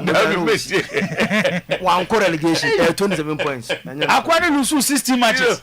Rockstars roofing. Mamika was what done head near or so boss war. The most worrying for home koja Rockstars roofing was menka was say dear. Yamiadom se sidi na pekia was be this one for so aluminium product be na wope and as allo zinc Sanchez we no masa makacho say papa so we so eja eche papa and unti bomodem say nationwide oji number 0501 453-869 0544-338-042 no was share Rockstars roofing the nim free no and say near body 3 ye we pa na just ye de bidie e de atwim na just ye abroso mu wo de choose here fita eno na Samara company dimirika asan de babiem se de anopo anwumro ye atwiese no na e pa ye sifita eno ntibomodem so benya ka chako toothpaste na de atwusen ewia eyin konkonene afri wosim saka kapa efe ne kaka betima ye ode mba no enya de betima ye sanse bidie no ade ye woni pomodem no oh you have no idea se see idea tutumrika na kopa bi wo shop provision shop more ni na no obehia ka chako toothpaste ho enomo 0246 864 798 0501 454-462 no nya ka chako toothpaste atumpan insecticide spray if you be a binimu no and na opon a e mawura mfi make sure so be to be e de akofie mo bom nsama masadro no ni nyina ne se edro we de ne saso ma de biara do bomodin tie se ampapapa udi gu ho ne mu a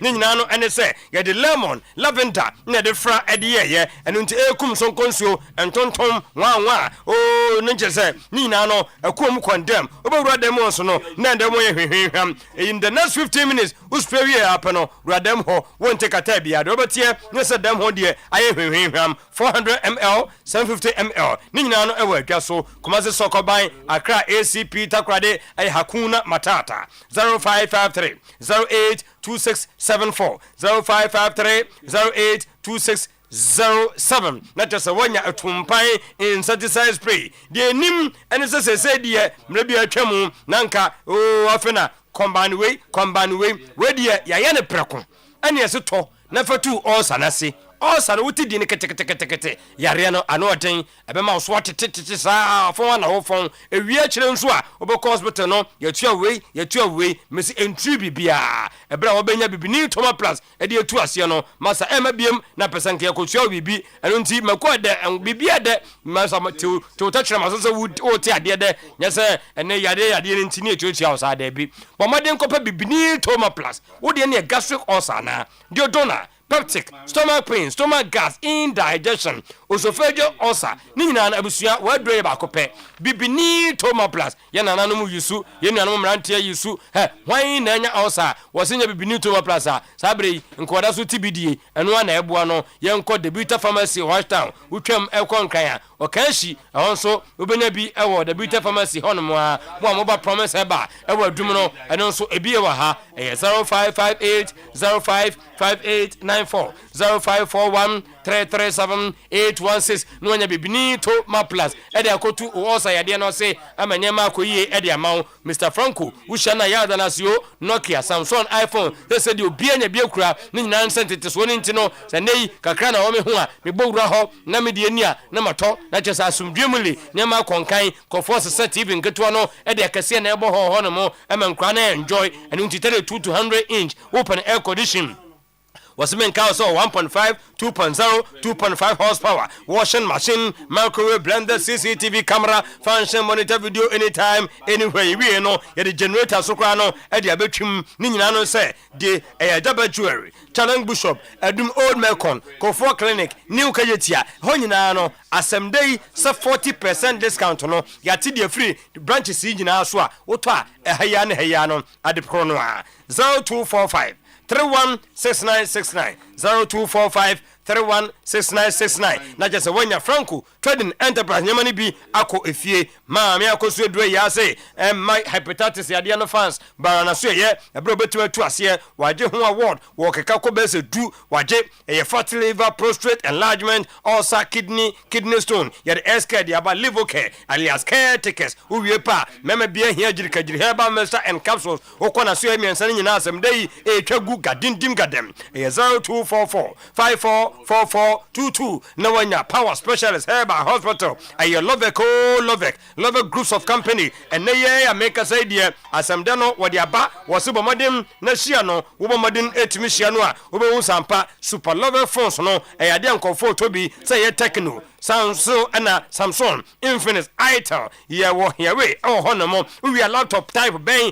and a wope ni nyina no the charges in hands free power bank or tonton bi e wona so ye if you as trabaye da ebi ni TV a e be che eso kama refrigerator iron blenders fine air condition washing machine blenders burners ni nyina no e ya de a level groups no ye de aba e de ma wo me council adum prudential bank e tia honomo e oba konso MTN honomo a opposite CGB bank also abako ho so fly there the station ho no mo kajetia ye Morocco so and attack junction there station ho outside no sunyane oboase techimam kamale boga wa ho nyina no nyama pai ebi twagu a ebo no ejina brane 0501 635620 0501 635621 no wanya Lovec nyama pai bi atumi akofie enura mesi mi kofi na me ntwa U10 na me ko golden deal na eninti ne atwotwo wura ebe yei na say ebe mo ndina be yei hono mu nyina eda eninti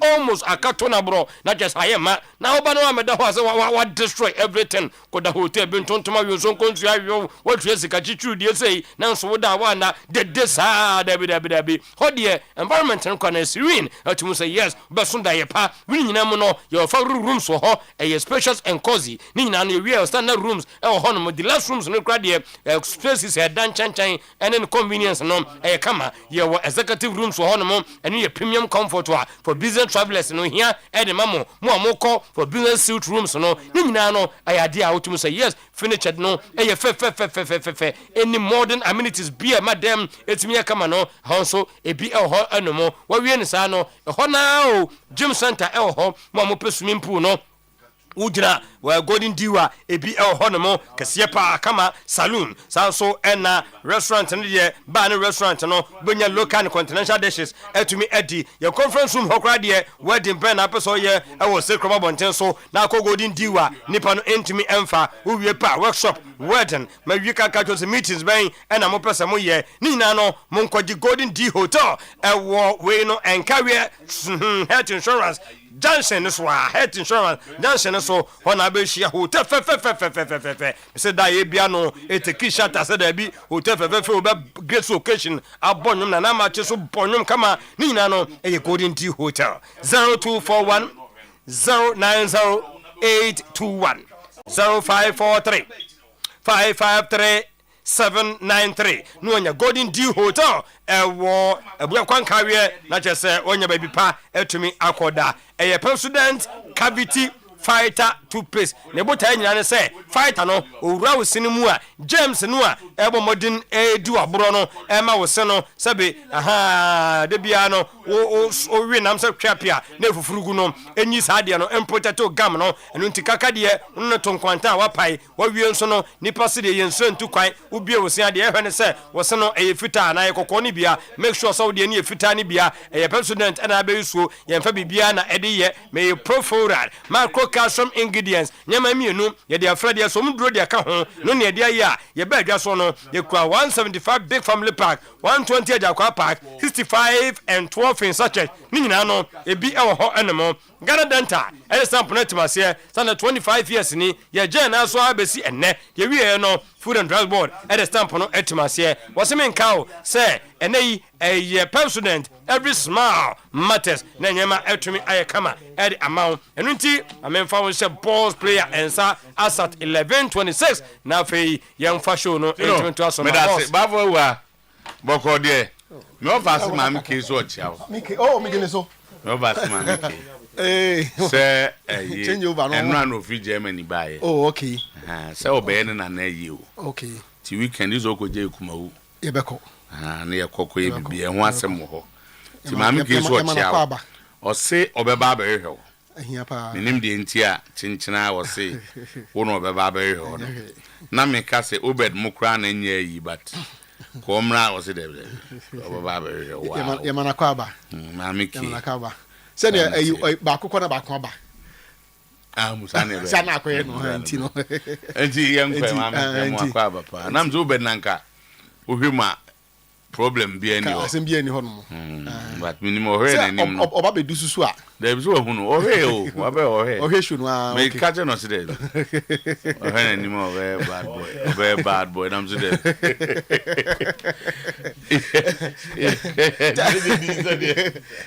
Tama GFA has up to Thursday to respond to Kim Fesa at CAS, and Prosper Harrison Ado and Na Odufole has been tasked to respond accordingly.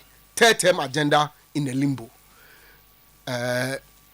Enrana EPSA o papa Alaji we jinem akoka se Congress na every koye no ofu se enye sene sese nkomo ye no no mo ye no kwa mo fa so mo koye ye no any impo Congress na mu ni mu nsensem na third term agenda no tikasefo enfom ho nyimu no mo hwe na omo ntenetene no mama no na ene bina yi okire wuko ni yawada se FND omo response call information epekene se ket offense Prosper ni na Odufuli akomuti abom dindin dia omo so mbe respond to na FIFA form news ye ye Ghana na ya wada na obi MP na ikuma say okay so crowd omo we dey say omo famfo ka na de beko ba say obi ankwa adwuma omo yakune kwahye office ho no ma obi ankwa normal respond na mde ikuma e hard ya ka de say ya ma FIFA for ya we say ya wada say ya wada dey obi am ya adwumanti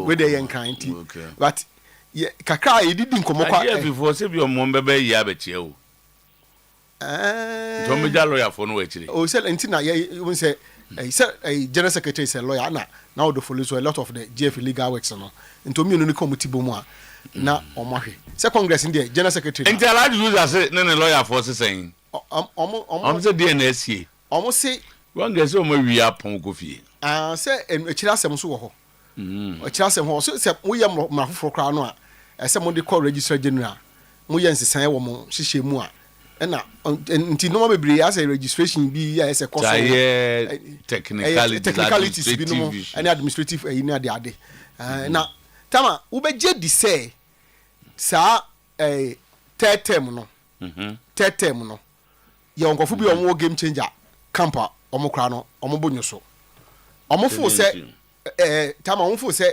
ema omo so omo dachi say bi an ambition to probably become the FA president or a trickle actually and information package. Some of them a bow with materials for this course. Man, go create problem. I'm go fast in Biama. I'm go fast in Biama. Oh, and you say you go fabo. Sad style, to style. Oh yo. The one in boa material go na. I go van to kwabi so Biama material bi go be Biama. Tama. Evidence a omokukuru di caucus no evidence kitwa wo wo mo de no mako wo hu bi ya titi bi mi kasa me de mani ehu anamba but say nkomo ididi kakra kan ya titi bi and omo fo say omo wo enough cars be de cars hwe mu fanya adwuma enti say me de cars no me cars bi ani omo de bre efe na achewo sa nyese bia no na babo ntino dabia bi aba efefo no ha ese omo respond efefo no so put omo no together na ade enti say congress omo kobusa FIFA for want na FIFA so they can go ahead and do it na for dey anyway say FIFA timi ka asem na cars so aka ne de na cars no ni nya no ani FIFA for na na ye on say cars na dagito mu na onu oba mu na cars na nya FIFA for na dia enya de kro judicial body omo independent ba say omo ye adwuma football no nti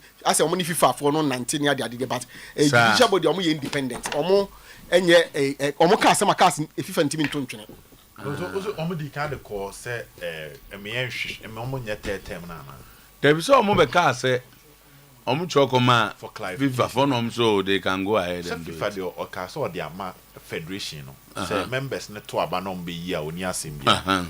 Now, based on what we are picking from Kimfesa petition, they are challenging the process. Yes. Not the agenda. The process leading to the confirmation of the agenda. FIFA approve agenda. Say more football for na more Ghana. Mujitum say, obema nipa na akọ infie miensa na abekọ bre miensa. Anyhow. Kimfesa for so say, say FIFA can say asem ne de. By a quiet fast so edigi 2 na enye. For instance, they are stating the 14 days a year notice. Okay, say Abdusalam Yakub ni interview can say wo omo mu no say 14 days before Congress. You did notice ma obia say sa asem we ye beka ho asem. So one fan ba ni eduru ho na 2 days bi na de betu animu a. Ye gi 2 enye ye goes against the process. So now Kimfesa say wakeka sa ani o mani nyina abom. Ekwan a almost FIFA board members na mane ekwan a even dana ekogina okra ekwan a fa so to aba no asa abato no ye yanhya da nyensi wo se ye to aba into process ye de to aba no mu go to the various articles of the federation say so one fa kwan pass one to aba ye gitu enye yie so now they are omo de nyina ekoma cars se cars nhwem na se ekwan na omo fa so ne ekwan papa omo agi atum se nya kwan papa so one again they are seeking clarification whether the president before the decision was taken can be part of decision now taken after say no because before no ban 2 terms say no notice on ya 3 terms or timi kobi ana won timi kobi omomo seeking clarification because study the FA has announced me for clarification by whether Kets can benefit from the decision after and now say he cannot benefit. And they will declare intention and you will do. But I said the lawyer for a crowd. Only you have engaged lawyers about this. Crowd different positions. Yeah, because Brofo better na hand different positions. Now or say and yes say be we free so what so no ana emranaba nti he can benefit from it. Yeah. So and another lawyer will tell you say like question ntechi no can say untimi hihye mra man in favor wo. Because so and also e wo hono. Nti and some of the conflict of interest so can say asem we say ga twam na da da bi tama enya ko ka okay na efe ni di nkunima asene na ya to aso a say yakọ animu nti omo ye twan efe no say alright omo do response no be ko na ekọ wi a mo nkomo bi anso ho no na Tama House NCC led by Elvis Hesse Herman and the elections committee met a top board member yesterday. They intend organizing the elections in 2 weeks' time, but the board member advised them wait till the next court sitting day. But Elvis says he wants to travel. Tama only say as I say omoye elections no. Now NCC outgoing executives no hand over the incoming executives no. Now the current chairman say dwumadi bi e de na ekwa ama no ne tika opese oyesa dwumadi ni nyina na otimi hand over na okọ enti nanu ya obi di case no court no ano man say da bi panyin ofie ye enti omonko hia Dr. Nyahota Makru na omonko tenase na nka be ya omonhwe se asem ne se ombe ya ba fie o se ombe book court no asem na to ba bi na omage ya but information picking say doctor to omfo say nipa na the case no court woni asem oni case anke bia nkonfa nko nti ke be ya the next court day no 14th of October ntinka omo unza time be kan say NCC no refuse or fail to enter appearance nti ko be ya ko omo nko na omo nko hwenka but information me picking is say 11 year mu no another meeting so na wa enter appearance ya court no be agu so enunti na esese omusa akọ because there any all time I'm sure we shall time we twam awuntimi ngo because dana court no free case no judge no requested for proof of service which nani honomo but no must bailiff no so ni honomo me minim say na court system is here but and ma o agent case no they call 14th no so that by 14th no say omutimi ebe show proof of service in all the other just say almost several house for no almost several MD no and almost several elections committee no the house for no and you know the India decided said the court can go ahead yem file bibia no and the bema judge no so akona ni makanasem me wa passion okay enti another meeting cost no adam for no nyae ana onya yo court no oni pa na eno amuzo one ne kasa onya court no ko onya no mo nto ma be ana na ya friend ma o se mbe se okay mate me boss me sani de say unim no paw sa yo hot no obesra yen oh okay no why wadam for ache minim sani na ka ten say onya na court no mo enye na supporters in na dia omo threatening election process na bibia anya kaman senka bi na nturo fo omo tin na tawa omo tin na bibia kama senka sem bia ni ho nanka ana me boa say one of the chapters in a petition elections committee no on the processes no omo emu awo and na omo sa petition board no and Dr. Nyahota Makru share omo advice say omo hwe no omo fa enhye ne se ne tie nkonko ye adwuma eno so so anya adwuma enti court no it became the last resort so to say enti no mikra em say anope yes omo question but yen hwe se ne nsusu tama Kwara to mobilize large members of Nigerian community within Accra and Kumasi to match up with the Kotoko supporters at the Accra Stadium on Sunday. They are set to arrive today, tomorrow. Tama Ochala Kwara for no so meba. Now almost say say there's a large Nigerian community. Ghana, Kumasi, Accra, and to yenhye ya masu wumpa ai professional women and they say ufa hakra ubeshia maybe first na chere dipa kene ka no so pa o mama lawyer for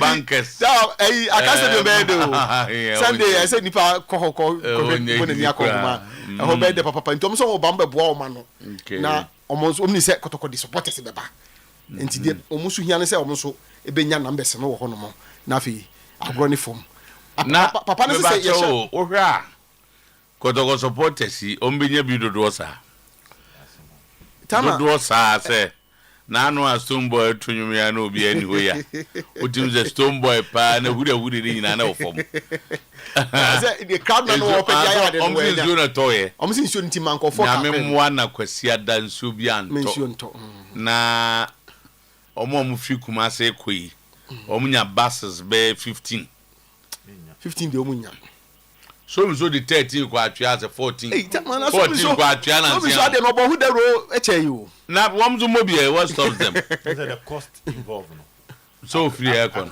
kuma say you are looking atwa 250 no mtu ayi we say 220 ano buy no because just bacho jai ka distance in and out 250 no mtu ayi okay eno mko buy atwa here 250 ko bom na we 220 na we 220 because them bacho so bad by time 15 ebia from other kotoko for free kuma say timba 50 VIP bus ba ko fa 30 is 33 no and 15 nipa ni 500 o but and there nipa 500 free kuma say enko kotoko no omo no kuma say ya omo 500 na grant for the 1000 aka ho 1005 tama Africa Cup ni bonus over Africa Cup maximum of chairman solo bacho we there professor amiento nka ese omo solo mo fosuware ese omo show mobilization one we Nigeria from Babigu stadium wa Ghana for no omo beba Nigeria for no beba o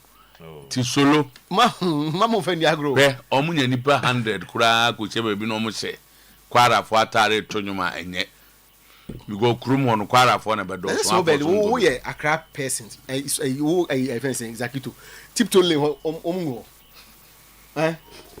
oni be omo do ni Accra ko zongo lane ma me ka cho Accra obi ko legon friend Accra person to be me try ba me no say me naturally Kumasi kwa me share nim Kumasi sa Kumasi do ni ma no me obi a ba woni Kumasi me kwan na ye as one way sa so we ba cho ni Kumasi o de as compared to Accra e go ni Kumasi o ni Tama Kumasi na woni kaka e bo no e de ba ka dade so aba na afọ mani so we dey in a beat you ba ni mo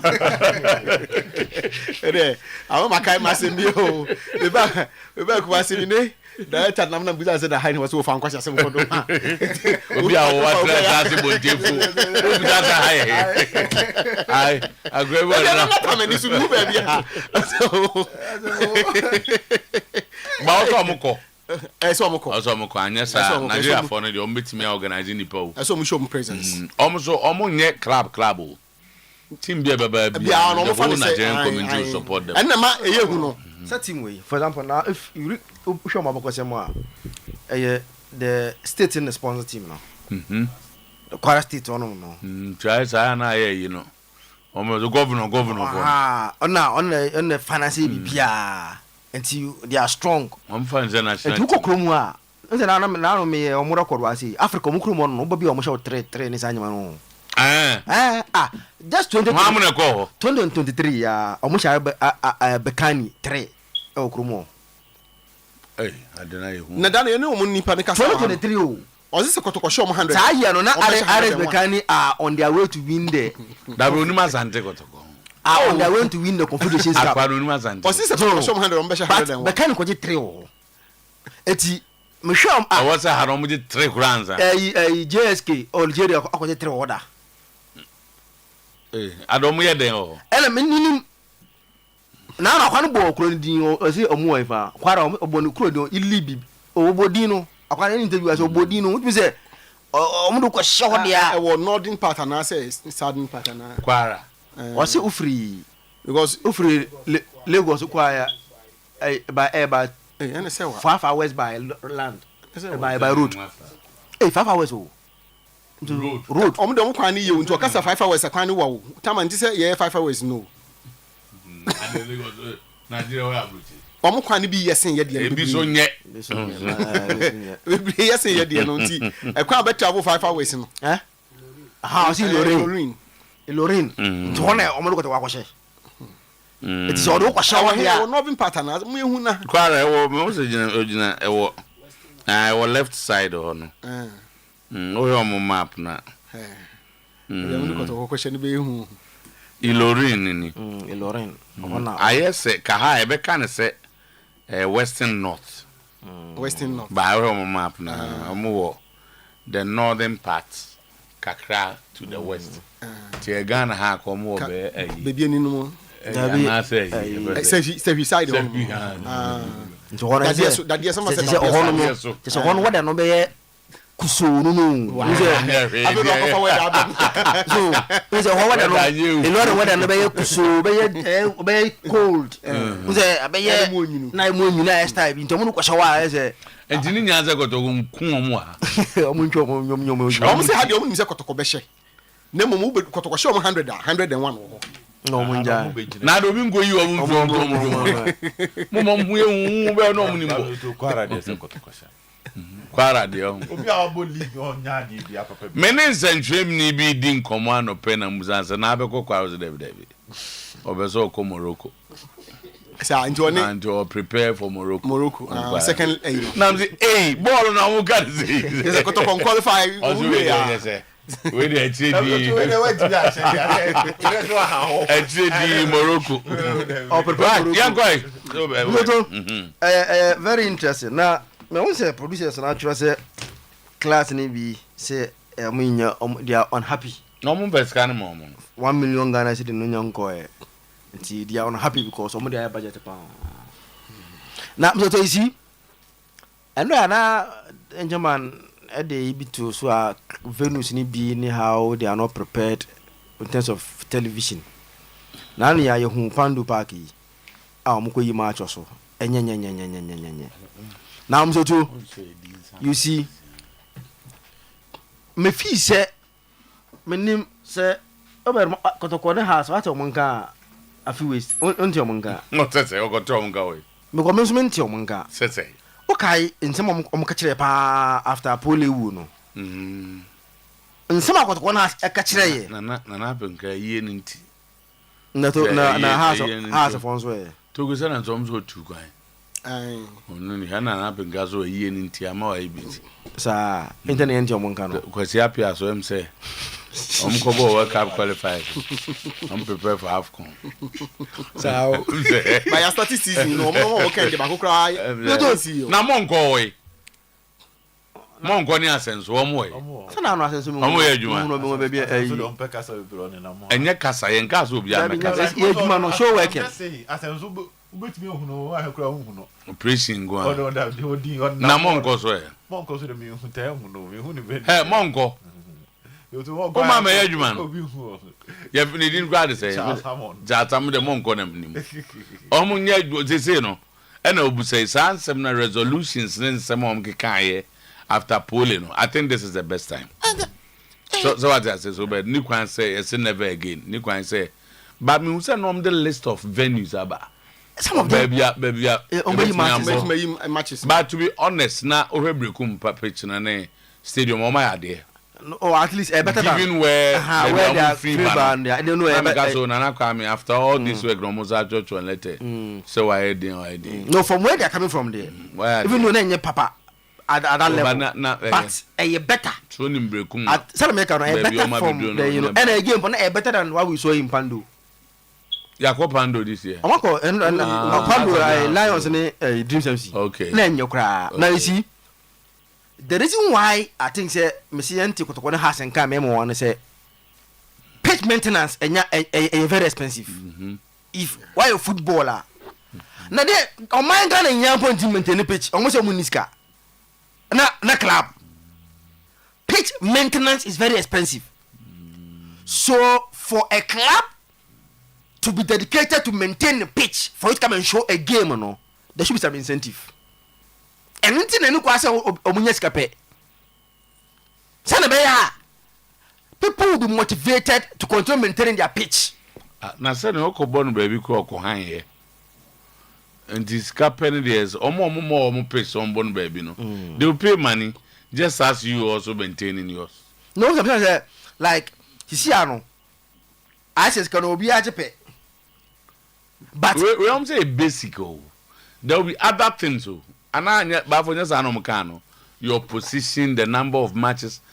Initially that's what I heard. Number of matches in your month from Matthew bibisa we can obi aso nti ba me ko atwa amasum.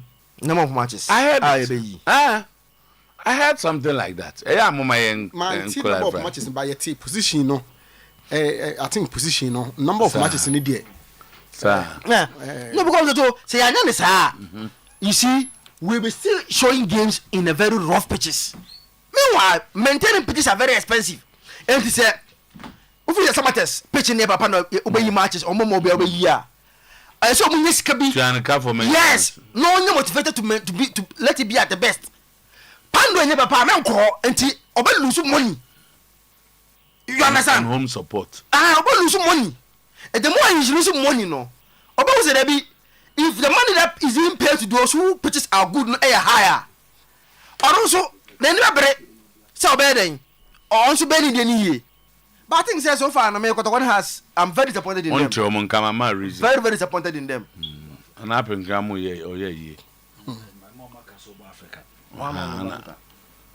I'm more prepared for Africa. So to get to and I'm election a cocoa. Election a cocoa. So I'm is in an area you better no need to go here. Because you as a cobo, I World Cup qualified. I feel no about no craft or prepare craft. By your status season, no somewhere away. The monk on your sense. Also, more. The more can you season started. So back a cabinet strategically, I got Comian in some war. African. In terms of getting people to the stadium. As some way very solo. As a solo because so far no Mahunsa Safuduku a lot of media engagement to Accra. Like see, all these things were extremely avoidable if you fix it Barbara Sports Stadium. Energy or move put in Sikaba. Why are Accra supporters no cry back. You won't be paying. Accra Magic got to continue pull 20,000. Crowd. There was 5,000. Africa Cup. 5,000 bedding. Africa Cup. 5,000 bedding. 5,000 Africa Cup.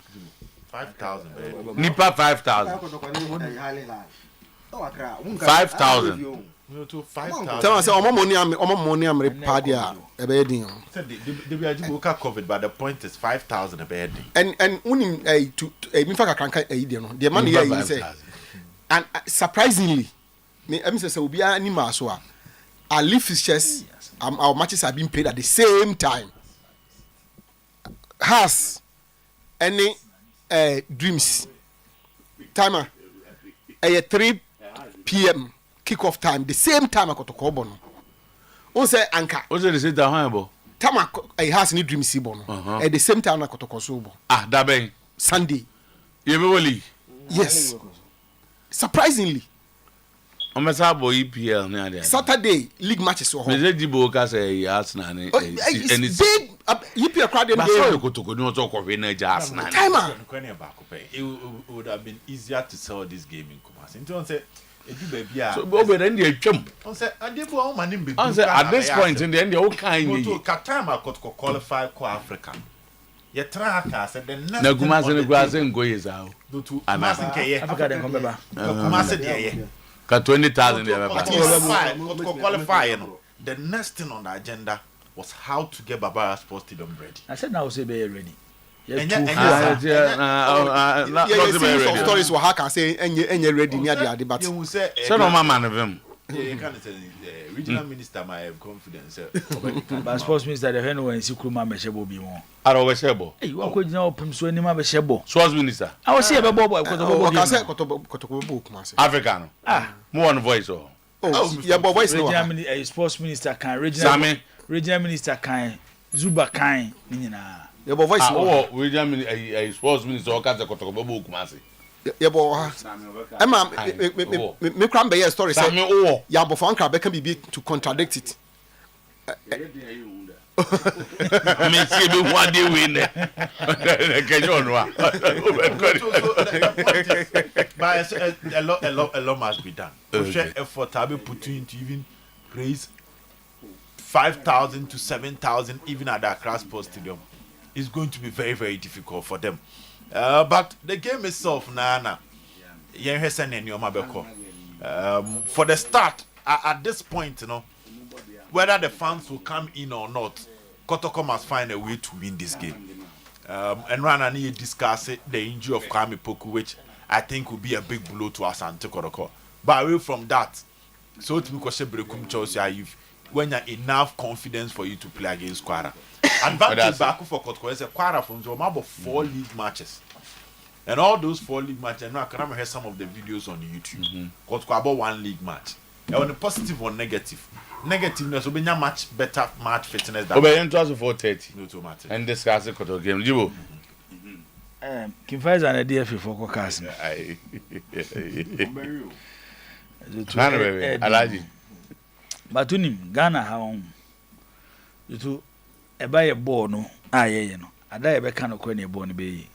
Majority of football administrators in Kanokre. Okruma. Ude yem fans wa trema fom koto abane bi ne 3 term ne ho ahwan nyina anto nchen se masori anopa dware asisi mu ho afaka akopram se moko congress moko ya yese abc mzuto enku na bi nku na sinko ye de ne miensa nyina ka bom se ye to ho ababa akopɛ na football administrators imagine. How? Na football administrators maje sade we atum na maye. On say omo decisions na omo ko taking do to and how many penny ni ball no biem no. Yes. Because 3 different issues. E den ye kan bom se ento ho ababa akopɛ. Na me pe na me pe bi. Na me pe bi na me pe sia. Me to e den na maye. E bia e dey committee to akwa ha but yes. Me to akwa ni How? Maybe another time no so. No, Mr. To go nothing to do with time. And Ubenya Kwofo a ombeba bontin to defend this just because one am more power. Na say we need to me and obi this idea we do about there. Everything about our football Mr. To enya attractive. Especially decisions we taking. Eti siye way and near we na Mr. To just because ye can me and send na bom to satisfy third term na. It doesn't even take in Pfizer. Seems to take in Pfizer na eso caucus. And on na sometimes me di kotoko ne house ho ya no. And am me di om ho ya no because these decisions na affect your football no. And then eventually me to eba park no so na ebobo no. Wo da he na yeti hey. Kumasi Asante Kotoko. Ebesi wo Kumasi. 2025. Ebebo CAF Confederation Cup Zoto yesi baabi akotoko ball mo ball no omuntimi mo game ho cheme big club of Africa we beto no 2025 just a ban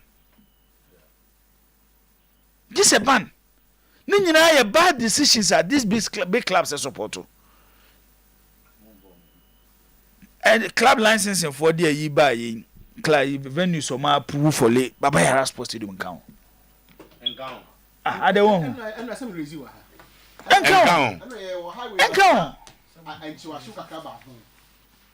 Because now, naturally, I drink a class. What's that? I don't want to release your babonting. Oh, now then also in 3 months and 8 have a pot. League na African.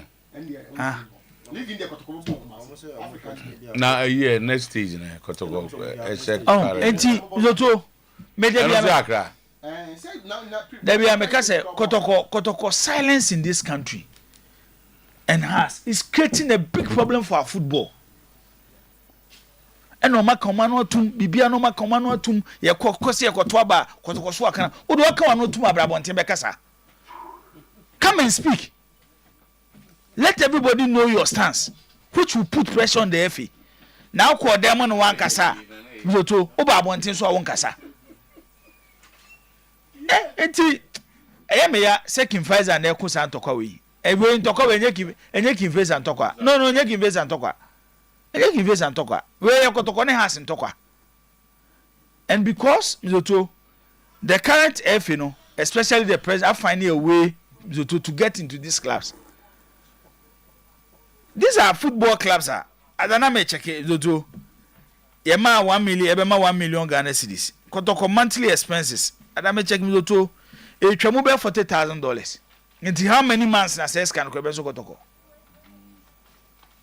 But Budi Yakaya no atum Obian Kasa. Enti baby anyoma ekone de. Africa never go so kwesiada. Sunday. Oh, Saturday ni Sunday. Saturday ni Sunday. Ejuma no so. Say Kotoko benya chitafo amoma ko stadium. But I think we to 15-20. Say what tenase media how many say time I draw ne buy no. I was suggesting one thing same to because of change of venue no. Anka Kotoko en start mo mutikis ni mra bontema amanfo nto. Online ya be they should take advantage of it. Baby we are sene kono no. Yentimi nyina baby fa kon same to say there be asise ne be no. We need to change. And can they to ye both take it to the way 50 a month for to online and one. Can I anya before Sunday? Because when you say online, maybe a 10,000. You can even use the 1,000 to push yourself. Say your target is to get 10,000. But three. You to ask for 30 or my news for number anti. When I'm a bobo near man and a few and where I go. Well, I will say yes. You baby.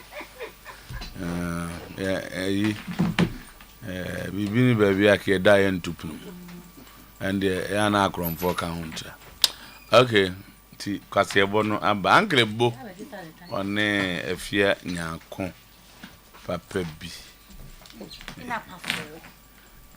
Most had the puff for a Me. Hey. Oyerepa FM munye yade kaseba we amamuni we are singing nebramo muntio 101.7 munya sona muntie